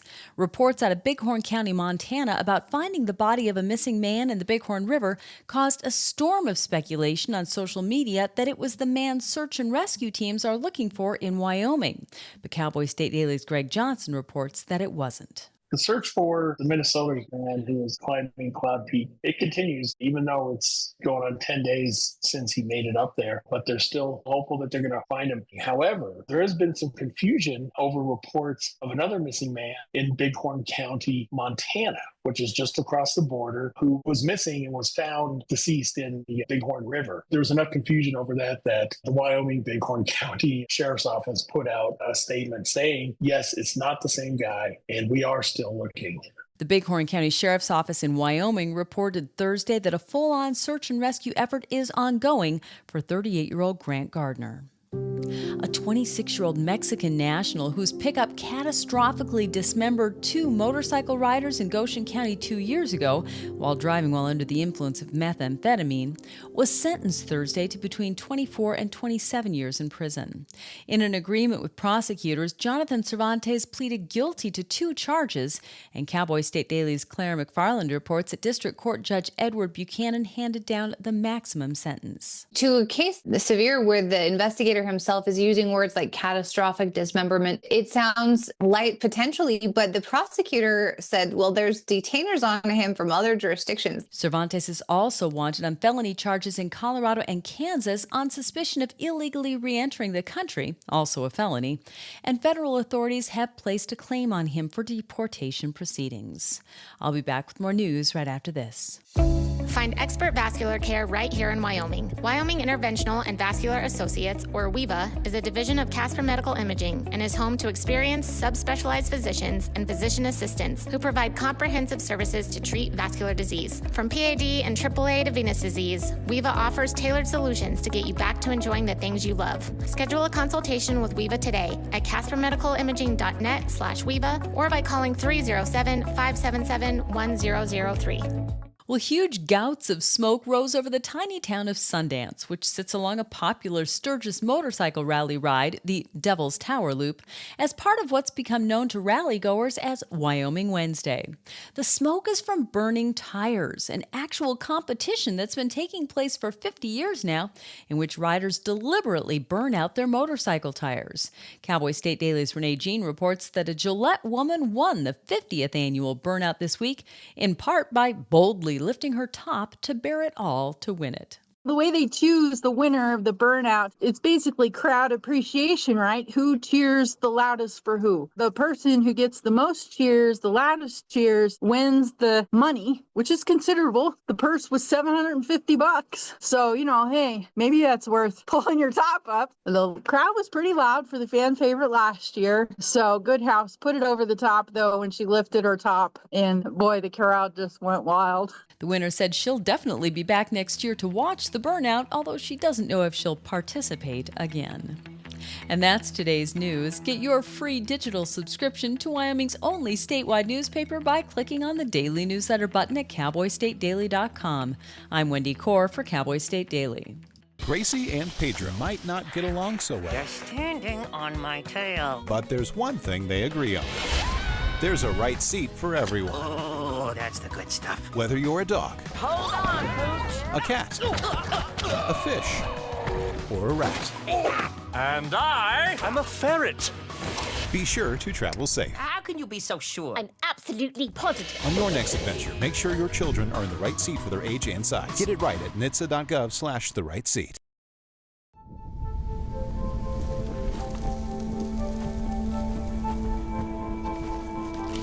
Eva Marie smoked 12,000 packs of cigarettes over 15 years. She quit, and now there's a new lung cancer screening that could save her life. You stopped smoking. Now start screening. No matter how much you smoked, early detection could save you. Talk to your doctor or learn more at savedbythescan.org.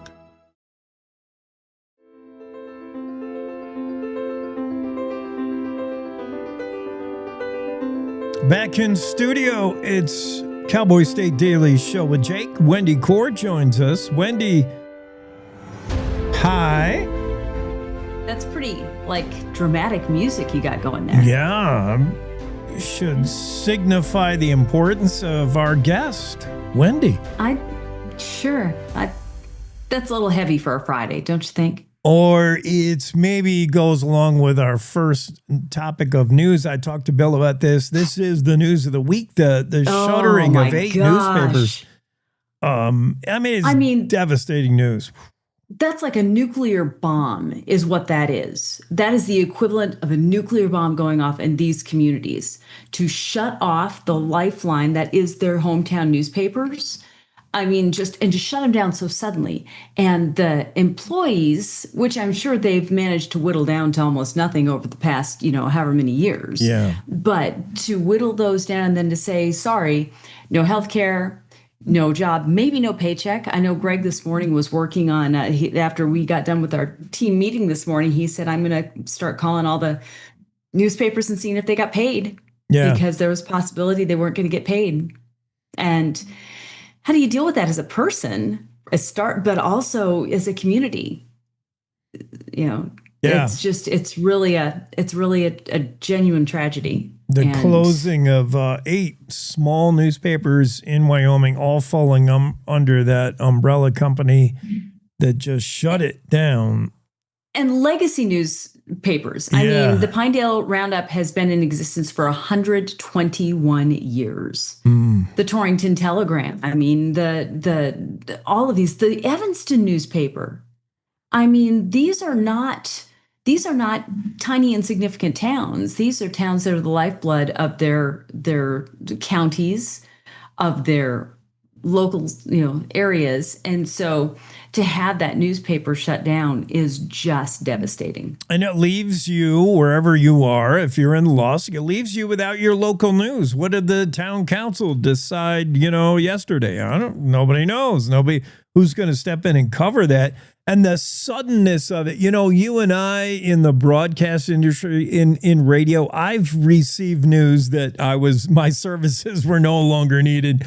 And it usually happens be like that. They don't give you 2 weeks notice in the radio biz because they don't want 2 weeks of you saying how bad you hate, how much you hate your employer on the air. So I'm used to, the email saying don't come in today. But it is shocking how quick, like that newspaper you're working on right now. No, we're not going to do it. Like, wow.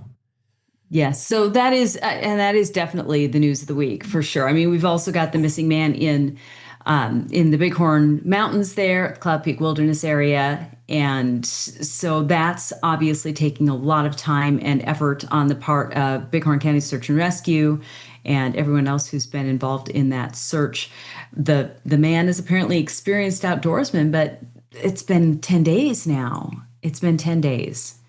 And you just have to wonder what happened. Yeah. And I mean, there's still a chance.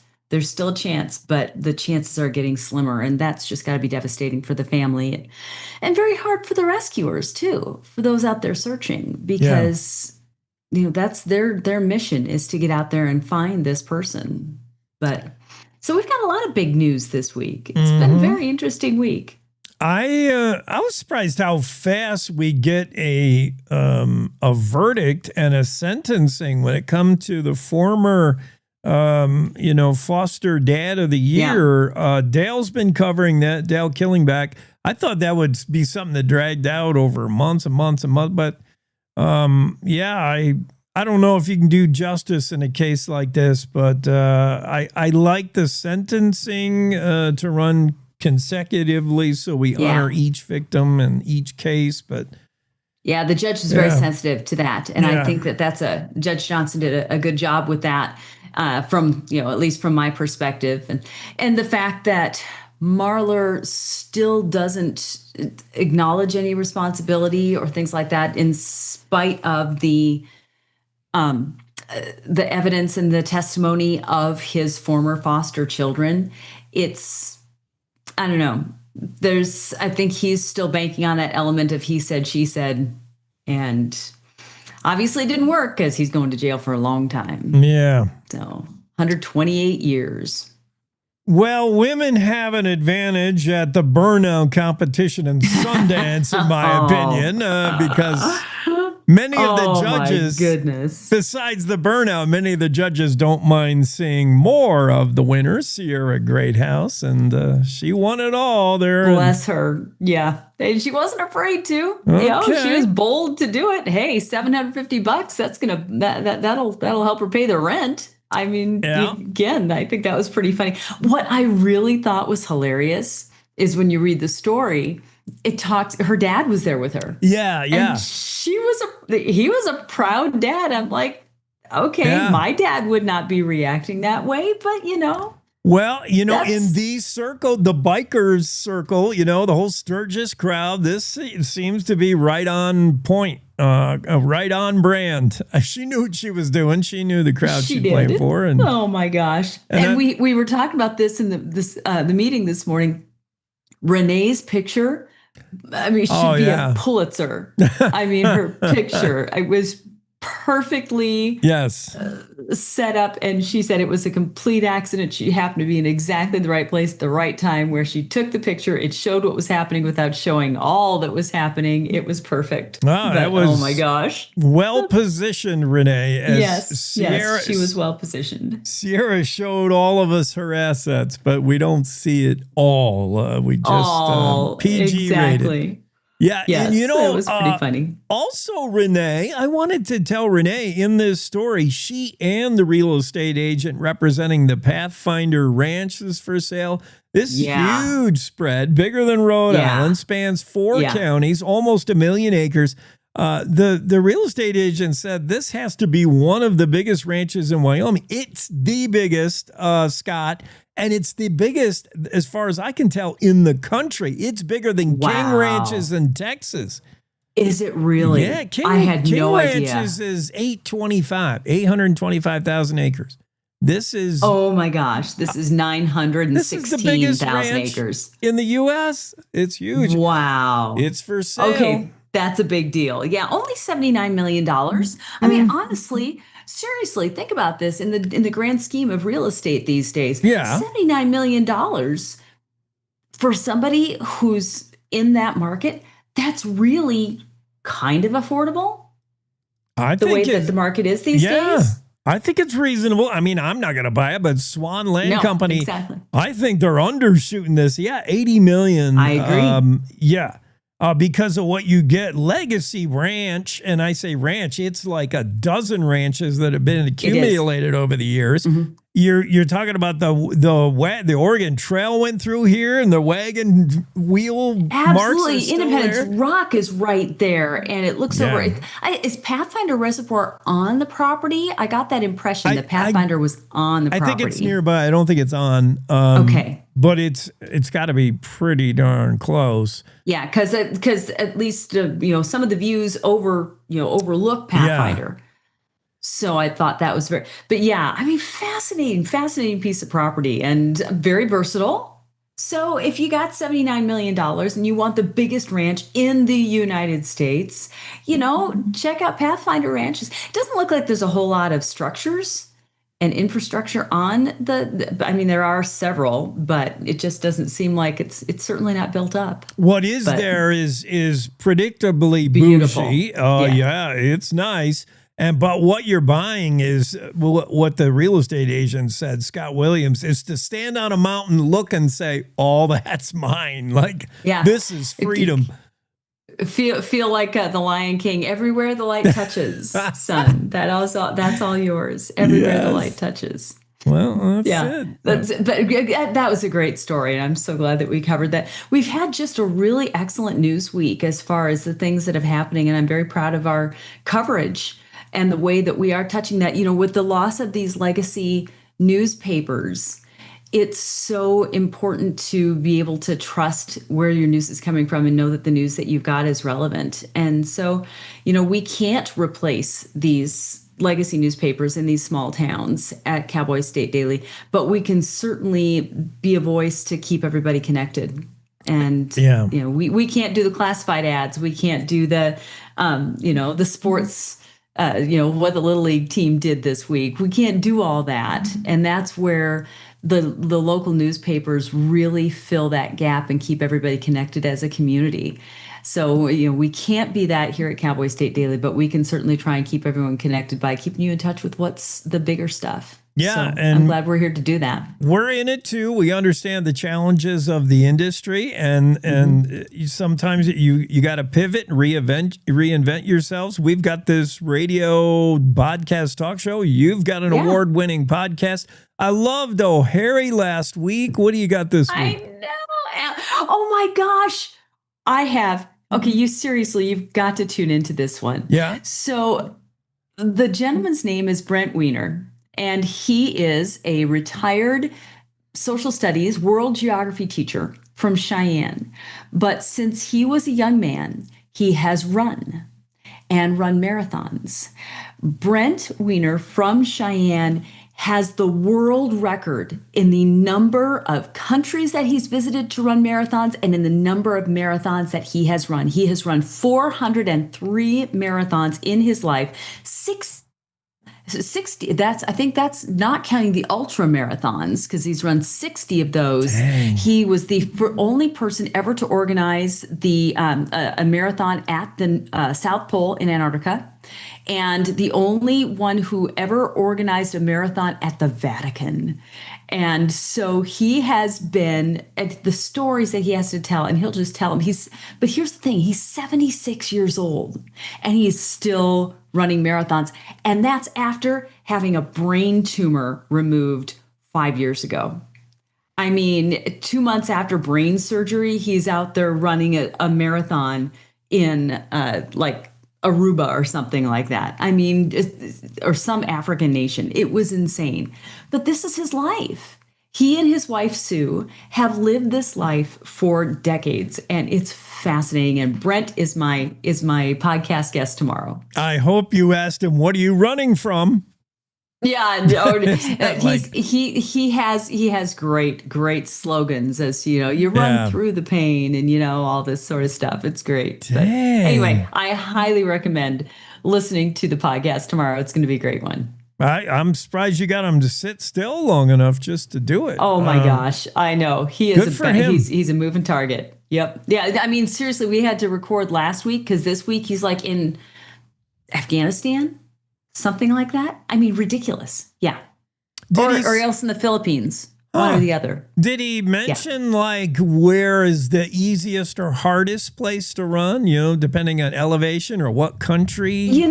He's talked about those things, but his experience is so vast that when you say what's the most difficult, it's like, okay, is it terrain or is it, because he did talk about a place where he ran that he showed up for the race and he was 70 years old at the time, and they said, you can't run this race. This is too hard. And sure enough, he got into it, and he's like, I can't finish this race. But he left, and he was at the airport, and he got a call from the organizer, said, hey, you forgot your medal. He said, but I didn't finish the race. They said, we don't care. You're the oldest person ever to try it. And so you get a medal. But yeah, I mean, this was terrain where like he was on the knife's edge of a mountaintop, and if you fall down, you got alligators, and it really, really incredible stories. I'm looking forward to that. It's Wendy Core. It's gonna be fun. And the podcast, The Roundup, that'll be out this weekend. Thanks, Wendy. Thanks, Jake. Have a great weekend. You too. Wendy Core dropping in on the Cowboy State Daily Show. And I'm interested in that podcast. Tune it in tomorrow. Also tune in tomorrow to see your buddy Bags running this show, Cowboy State Daily Show with John Baggett tomorrow. Your buddy Bags on the show here in a moment, I think. I haven't cleared it ahead of time with him, but he's usually here. We'll see. Let's take a quick break on the show. Coming right back at you. To the Teton Range, Cheyenne to Sheridan, Rawlins to Ralston, Cowboy State Daily Morning Show covers the state like no other radio show or podcast. We love Lovell. We're eager to share the stories of Story will crow about Crowheart and yodel over Yoder. Whether you make your home in Sweetwater, Chugwater, Powder River, or Green River, the Cowboy State Daily Morning Show will make you feel right at home. Jeffrey City, Atlantic City, we see you. Little America, Big Piney, you're on our radar. Howdy, Wapiti, Meeteetse, Shoshone, Ten Sleep, good morning, welcome, Torrington, Riverton, Wheatland, Lusk, Lingle, Lander, Timber, Casey, Kerwin, Moorcroft, Mountain View, Moose, Fort Bridger, Fort Laramie, Fort Washington, Hannah, Hudson, Hewlett, Dayton, Daniel, and DuBois. We are east of Weston, west of Midwest, north of Newcastle, and south of Sundance. Border to border, we love Wyoming and every one of its communities, bar none. This is the Cowboy State Daily Radio Network. Nestled between Casper Mountain and the North Platte River, you'll find the heart of Wyoming. With a bustling downtown centered around our outdoor haven, Casper is for adventurers, freedom seekers, and rule breakers who find beauty off the beaten path. So if touchable history, a vibrant community, and uninterrupted outdoor recreation define your travel itinerary, allow us to welcome you to the one and only Casper, Wyoming. Plan your trip at visitcasper.com. All right, look at you taking the stairs. Who are you? We're your lungs. We are proud of you for quitting smoking, but you still may be at risk for lung cancer. A routine cancer scan can detect it early when it's more curable. Good to know. Well, I gotta go somewhere. So do we. Listen to your lungs. Get a routine screening that could save your life. Talk to your doctor and learn more at savedbythescan.org. I think I finally found. Hey, how you doing? Hey, Mason. Hey, Mason. Got a new house. It's looking pretty cool so far. A place that I call home. I'm teaching Louise how to cook some lasagna. It only takes a spark to make a fire start.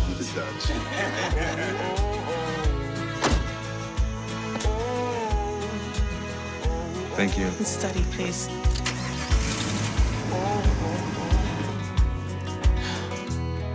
I think I finally found a place to make my own. A place that I call home. This place that I call home.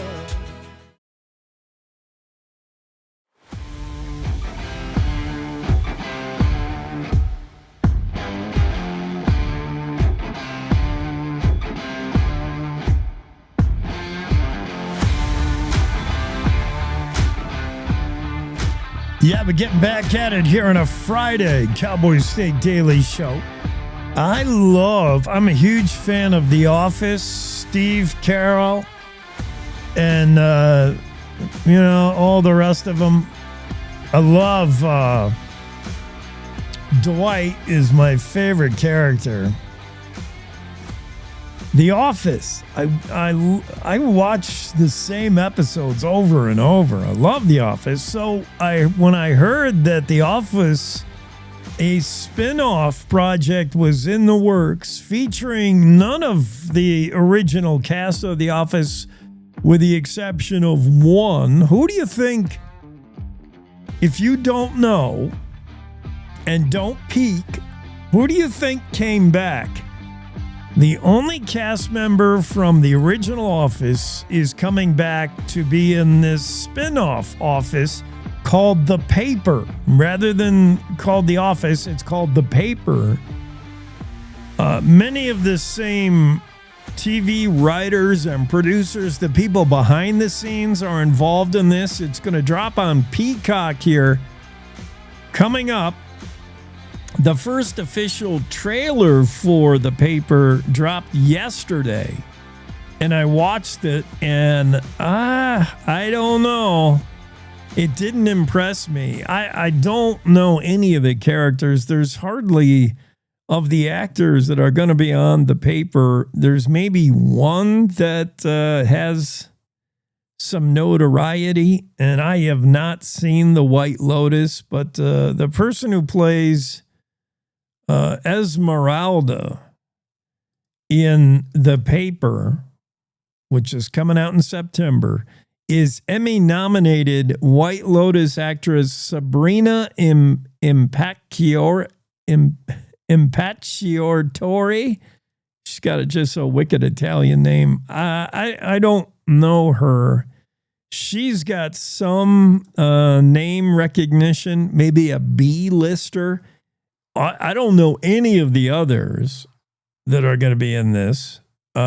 Tim Key is one of them.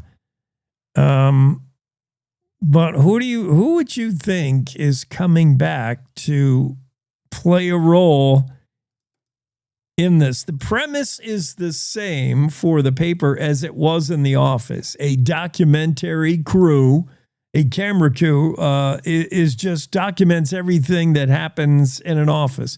So you get all the office interaction, the water cooler talk, all the dynamics that happen in an office. Same thing. Only this isn't a paper company, Dunder Mifflin. In this case, it's a paper, a newspaper. The mockumentary series spin-off of The Office called The Paper, and it follows the trials and tribulations of a struggling Ohio newspaper in Toledo. It's called the Toledo Truth Teller. That's the name of the newspaper. It looks like it could be good, especially if you enjoyed The Office, but you'll have to get used to the characters. I watched the trailer and I'm thinking, I don't know any of these people. It's co-created by Greg Daniels. He is the guy behind The Office and also Parks and Recreation. And Michael Coleman, who is behind Nathan For You. It launches exclusively on Peacock. 4 episodes will be released on Thursday, September 4. 2 episodes will drop every Thursday through September 25th. This seems to be a way the new shows are coming out now, and I don't like that either. I like when they batch release. If they release a new series and do it weekly, that's like a return to old-fashioned television. These are the problems this is why none of us watch network TV anymore, right? Because you only get 1 episode a week when you want to binge watch, and you get commercials. Well, now this is a programming return to the problems with old TV. There's commercials in these stupid online shows now. And if they start releasing them once a week, we're right back to where we started. The reason we don't watch TV anymore, network TV anyway. But I digress. I'll probably try it out, I guess. The Paper. Thursday, September 4th, they'll drop 4 episodes and then 2 new episodes per week on Thursdays through September 25th. The only returning cast member from the original Office is, what is his real name? I know everybody by their cast names, by their show names. It's the guy who played Oscar, the gay accountant. Oscar is back. What is his real name? He's back, and they make fun of it. They play it up, the fact that he's back. Oscar Martinez, his real name, Oscar Nunez. Okay. And at one point in the trailer, he turns to the camera crew. He turns to the camera. He says, "Not again. Not again. Like, I'm not going to live through this again." A new spinoff from The Office called The Paper. And instead of following Dunder Mifflin and all the stories intertwined in that office, it follows a struggling newspaper in Ohio, the Toledo Truth Teller. What kind of harebrained lunatics are throwing sex toys onto the court at WNBA games? It takes a special kind of stupid. And now we find out it isn't just random immature idiots. It's actually a cryptocurrency group. It's an organized effort to bring some kind of marketing to yourself, some kind of, I don't know, that makes it way worse, not better, way worse. Here's what happens, what's been happening if you're not caught up on it. The WNBA, women's basketball, they've had incidents of people throwing dildos onto the court. It's obviously immature and dumb, and it's potentially dangerous for the players, the athletes. It's certainly men. I can't see women throwing these things onto the court. It's stupid men who I guess aren't enjoying the game for its athleticism. They want to make some kind of childish statement. So if that's not bad enough, the people are doing this. There's a group that has claimed responsibility for doing it. It's the newest cryptocurrency group, and you can buy their cryptocurrency. It's the Green Dildo Coin. And this thing, I can imagine, is going to go from like pennies on the dollar to buy it to even less. If this is meant to bring notoriety to their cause, if this is their marketing plan to throw neon green sex toys onto a court, which is arrestable offense, and these people have been arrested. There have been 6 total incidents of sex toys being thrown onto the court of an NBA game in progress. 2 of those, the group is not claiming credit for. 2 of those were just individual idiots. 4 of the 6 incidents, taking credit for them, is a group called Green Dildo Coin. They're a Bitcoin knockoff. You can buy their cryptocurrency. Is anyone going to buy them now? Have they legitimized their business, their product by doing this? Is this the way they're going to market themselves? Is this the plan you came up with when you sat down and said, we're going to launch Green Dildo Coin Company, and we're going to do it by throwing sex toys onto the court at NBA games? This has been going on since July 29th. One of these sex toys actually hit a player, one of the most notable players in the game today. Thankfully, Caitlin Clark has been sidelined with an injury, but it was her teammate that was hit, and she came out with a statement saying, stop throwing these things. It's stupid. It's dangerous.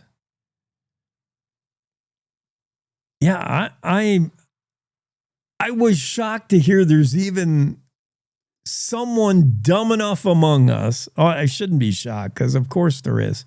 Of course there's someone stupid enough to do this. But now I'm doubly shocked to learn that it's intentional and it's part of a marketing idea to get notoriety for Green Dildo Coin. USA Today has the story, including a video of an incident that you can watch on X during a Sky Dream game, a game between the Chicago Sky and the Atlanta Dream, when one of these green dildos made it onto the court.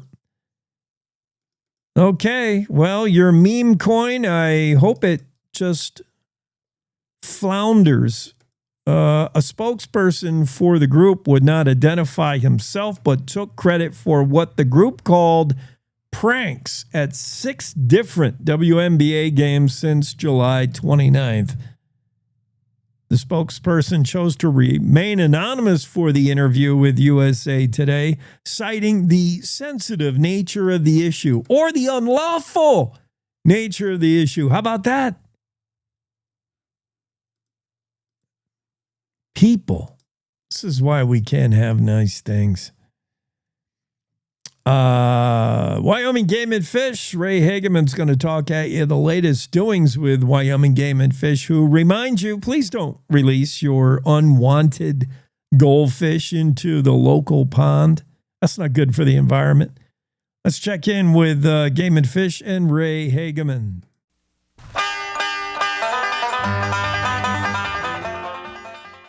The Game and Fish Commission decides on topics ranging from landowner tags to fishing on the North Platte River. This is the Wyoming Outdoorsman. I'm Ray Hageman.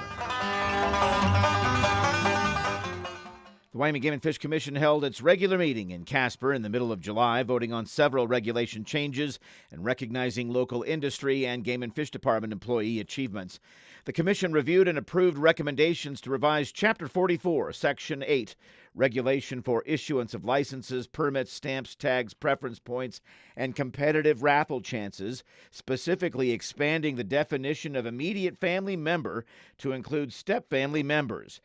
Previous proposals to modify required acreage, animal use days, and property interest were removed from consideration after extensive public discussion and feedback. During their discussion, the Commission directed the department to complete an evaluation of all existing qualifying properties within the next 3 years to ensure they continue to meet the requirements of the regulation. An update will be presented to the Commission next year. The Commission also voted to approve recommendations for Chapter 46, Fishing Regulations. These changes prohibit pegged attractors on the Cardwell and Gray Reef sections of the North Platte River. Also, single-point barbless hooks will be required across all 4 special regulation sections, the Miracle Mile, Cardwell, Afterbay, and Gray Reef. These updates aim to reduce severe injuries to fish in heavily utilized catch-and-release areas, addressing concerns that high rates of injured fish are suppressing populations. Changes to Chapter 22, Watercraft Regulation, were also approved. These changes prohibit certain motorized vessels on small Wyoming waterways deemed unsafe for their operation. The recommendations were made in response to increased motorized boat traffic in smaller bodies of water traditionally used by non-motorized watercraft. Following department recommendations, the Commission adopted the majority of the proposals for mountain lion hunting seasons, but based on public comment and discussion, mortality limits for hunt areas 5 and 6 remained where they are for the previous harvest cycle. Chapter 47, gray wolf hunting seasons, were approved as proposed. Personnel from the Game and Fish Sheridan region were recognized for their emergency wildlife care efforts during and after the 2024 elk fire. The group was instrumental in rebuilding protective fence lines and providing emergency feeding solutions for elk herds to mitigate damage and encroachment on private lands following the fire, which affected more than 90,000 acres in Sheridan County. This has been the Wyoming Outdoorsman. I'm Ray Hageman.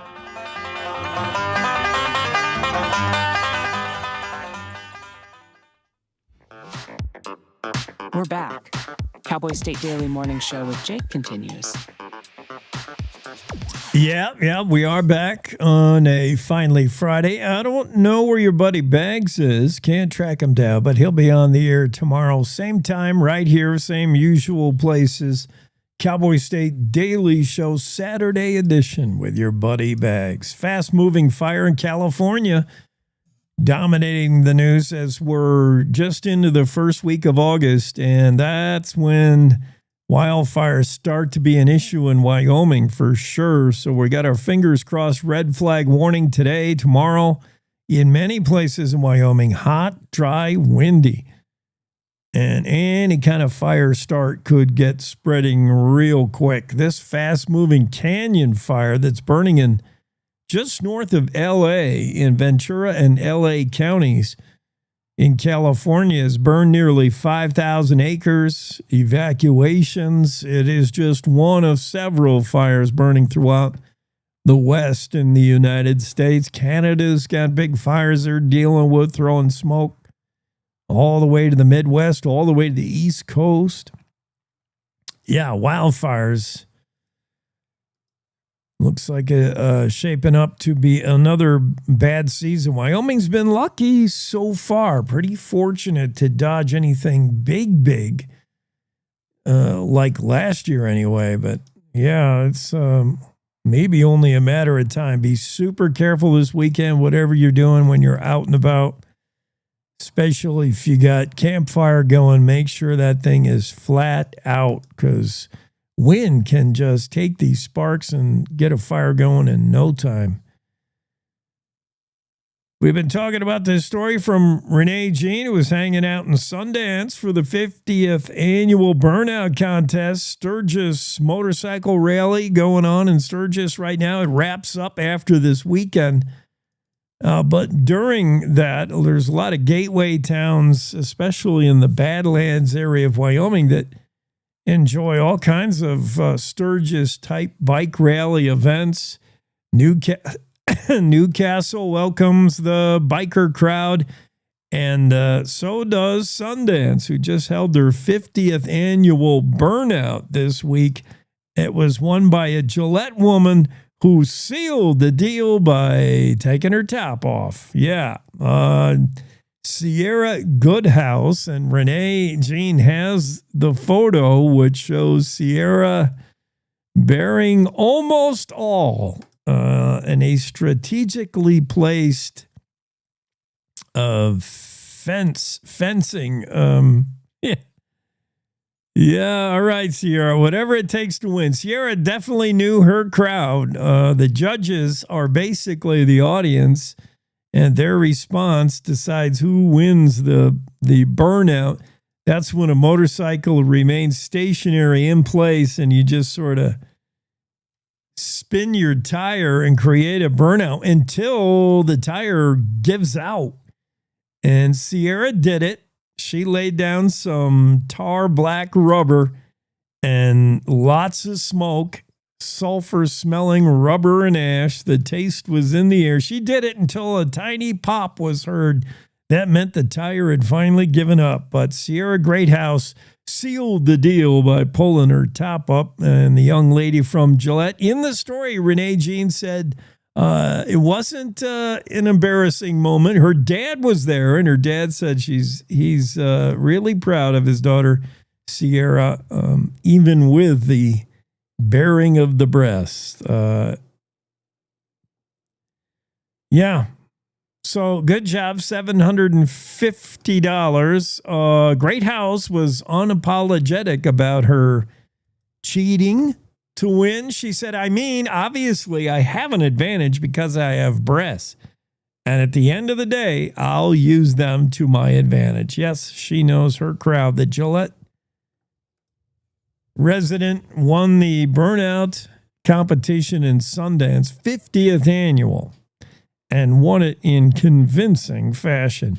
We'll talk about, when we come back, the Air Force and their agreement with Radiant Nuclear to set up a batch of micro-nuclear facilities for the Air Force around the state of Wyoming.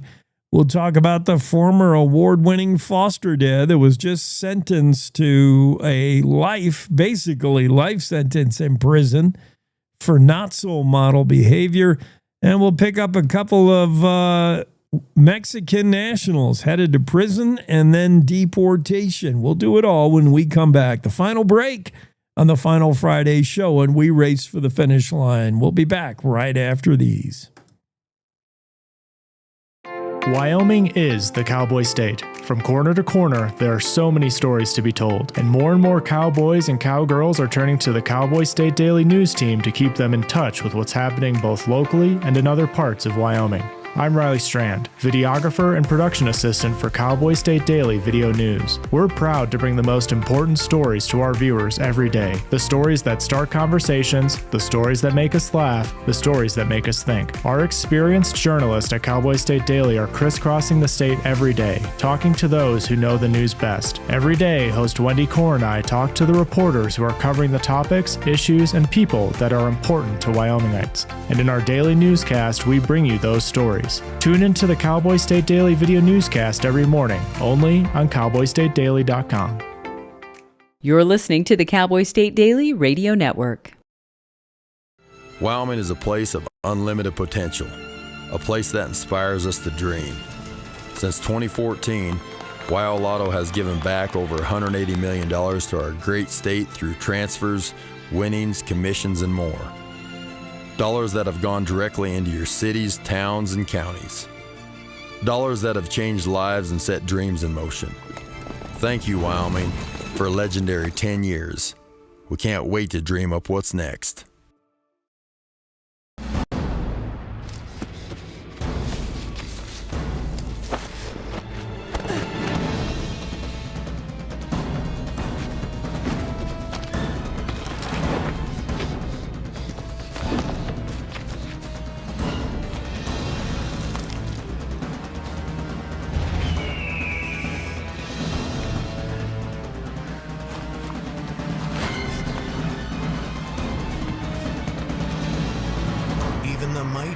might not see it coming.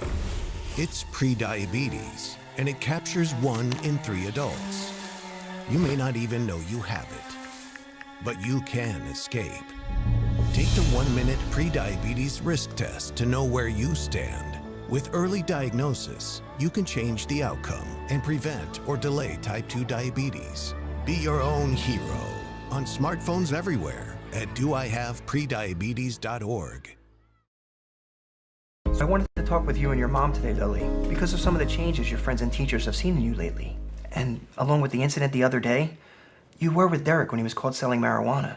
Yeah, he was selling it. Honey, we know. But we care about you and want to know what's going on. That's right.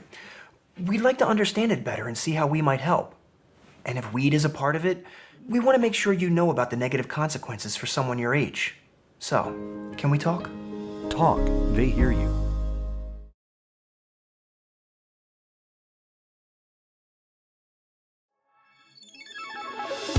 This is the Cowboy State Daily Morning Show with Jake.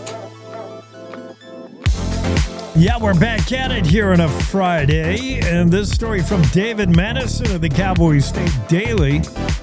Air Force is going to use a Wyoming-made portable nuclear reactor. These micro reactors. It's a California-based company, Radiant, hoping to headquarter their operations in Bar None, but we'll have to see how that goes. But Radiant makes these, they call them Kaleidos, the Kaleidos reactors, and what they are is a micro-nuclear reactor. I mean, scaled down, small. You could tow this with your pickup truck, and they can run, they could run a small town by themselves. They could certainly run a hospital, a university, or college, and they could run an Air Force base. And the Air Force, U.S. Air Force, has signed an agreement to purchase and use El Segundo, California-based company, and their micro reactors called Kaleidos. Radiant is excited to announce the deal, even when they're not sure exactly where they're going to manufacture these. The hope is Natrona County in the Bar None area.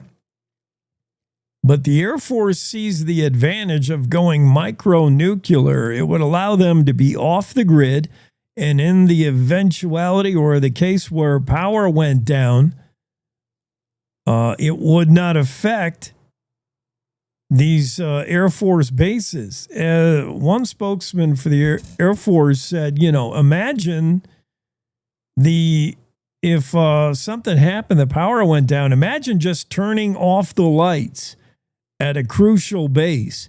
Planes would not be able to take off. Incoming nuclear missiles you wouldn't be able to detect these. All these things we take for granted because the power is flowing 24/7 suddenly become in jeopardy. Dylan Enright, Radiant's head of federal and military engagement, said that it sounds like a win-win for his company and for the Air Force. Military bases in the U.S. rely on grid power, and that's susceptible to cybersecurity attacks and natural disasters. And military bases like the Air Force have to be operational and powered 24/7. So maybe these micro-nuclear is the way to go. That story from David Madison. Dale Killingback's been following the trial and the tribulation involving 50-year-old Stephen Marlor. He was convicted by a jury on April 22nd of 14 charges involving sexual abuse of minors, child endangerment, and battery. He finally got sentenced yesterday. Everybody was awaiting to hear what the sentencing would be, and Natrona County District Judge Kerry Johnson came down heavy, imposing sentences that will run consecutively, meaning the Stephen Marlor will be headed to prison for a maximum 128 years. Sentencing, the sentences running back to back to back. The judge did that so that each victim and each case that brought before her will get its own form of justice in some way. Dale Killingback talks about the sentencing and some of the parents of these kids that were placed in the foster home of Stephen Marlor. Marlor, on the outside, he and his wife ran an award-winning foster care program at their house. They were recognized in 2013 with an award for being great foster care, but that was the public perception. Meanwhile, inside the home, maybe not so. There were tales of sexual exploitation, improper touching, abuse. These kids were not fed enough. They were emaciated and starved in some things. Punishment included having your face pushed down in the snow or thrown from a roof. If you talk, the kids were scared. And finally, all of this came to light. A jury found Stephen Marlor guilty back in April, and the judge handed down the harshest sentence possible, 128 years in prison. Two other sentencings. One, reservation meth dealer with probable cartel ties got 15 years in prison, and then when that time is served, he'll be deported.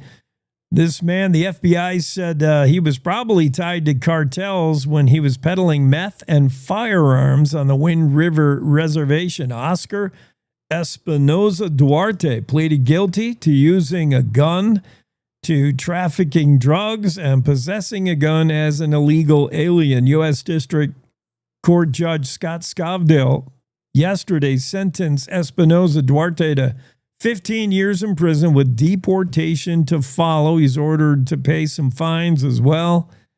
All this came down after an investigation last fall, October 2024. Espinoza Duarte was tracked down after a months-long investigation. One informant said, yeah, he got his drugs and stuff. Everybody knows on the Wind River, if you want meth or if you want a firearm, you got to go see a guy called Oscar. Well, Oscar turned out to be this Espinoza Duarte, who's looking at 15-year stretch in prison and deportation to follow. That story from Claire McFarland in the Cowboy State Daily. Claire also has a story about another Mexican national sentenced to 24-plus years following a deadly DUI crash that dismembered the motorcyclist victims. This happened in Goshen County almost a year ago to the day, actually. August 11th, 2 years ago to the day, August 11th, 2023, on U.S. Highway 85 in Goshen County. 2 years ago, while driving under the influence of methamphetamine and alcohol, a 26-year-old Mexican national driving a Dodge pickup rammed a tricycle, a Harley-Davidson trike, and left for dead the two victims that were, one investigator on the scene said, catastrophically dismembered. Husband and wife, Leslie and Linda Thayer of Colorado, died on scene, 74 and 69-year-old, respectively. The Dodge pickup had crossed the center line, struck the trike head-on, and it was, by all accounts from first responders, a horrific scene, accident scene. Judge Buchanan, who issued the sentence, 24 to 27 years in prison. Buchanan at one point said, showed that he was a little upset with Cervantes, the man who was sentenced, saying he doubted whether Cervantes fully understood the impact of his actions and the needless and tragic loss of 2 innocent people. Judge Buchanan said, as quoted by Claire McFarland in this story, "I don't know Mr. Cervantes. Maybe he's a man of little emotion, but it doesn't seem like the remorse expressed was heartfelt." And then addressing the accused, Cervantes, the judge says, "I really question, Mr. Cervantes, whether or not you fully comprehend or appreciate or understand the magnitude of what you've done." Cervantes interjected, speaking softly in Spanish, to say, yes, he did understand it perfectly. Well, he'll be looking at sentencing of 24 to 27 years. Goshen County Courthouse, the sentencing was issued yesterday, Thursday, in Goshen County. Claire McFarland has that story in the Cowboy State Daily. These stories and more, a whole bunch more, happen in the Cowboy State Daily.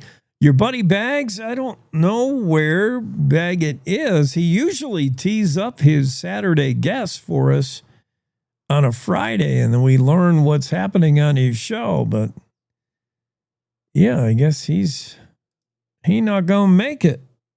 Well, so we'll just wrap things up. That's what we'll do. Appreciate you riding along with us on a Friday. It makes the day go better knowing you're there. We're heard radio syndication around the state, and you can also listen in live in the mornings on Facebook Live, X Live, YouTube. Run it back on demand in the podcast form wherever your favorite podcasts are downloaded. You'll find us, Cowboy State Daily Show with Jake. However you want to take in the product, we're happy to have you along. And again, more of it tomorrow. We have a weekend edition. John Baggett will be on with the Cowboy State Daily Show with Jake tomorrow. So enjoy that. Have a great weekend. I'll see you back on Monday. Same time, same place. Enjoy the weekend. Cowboy State Daily Show continues on Monday.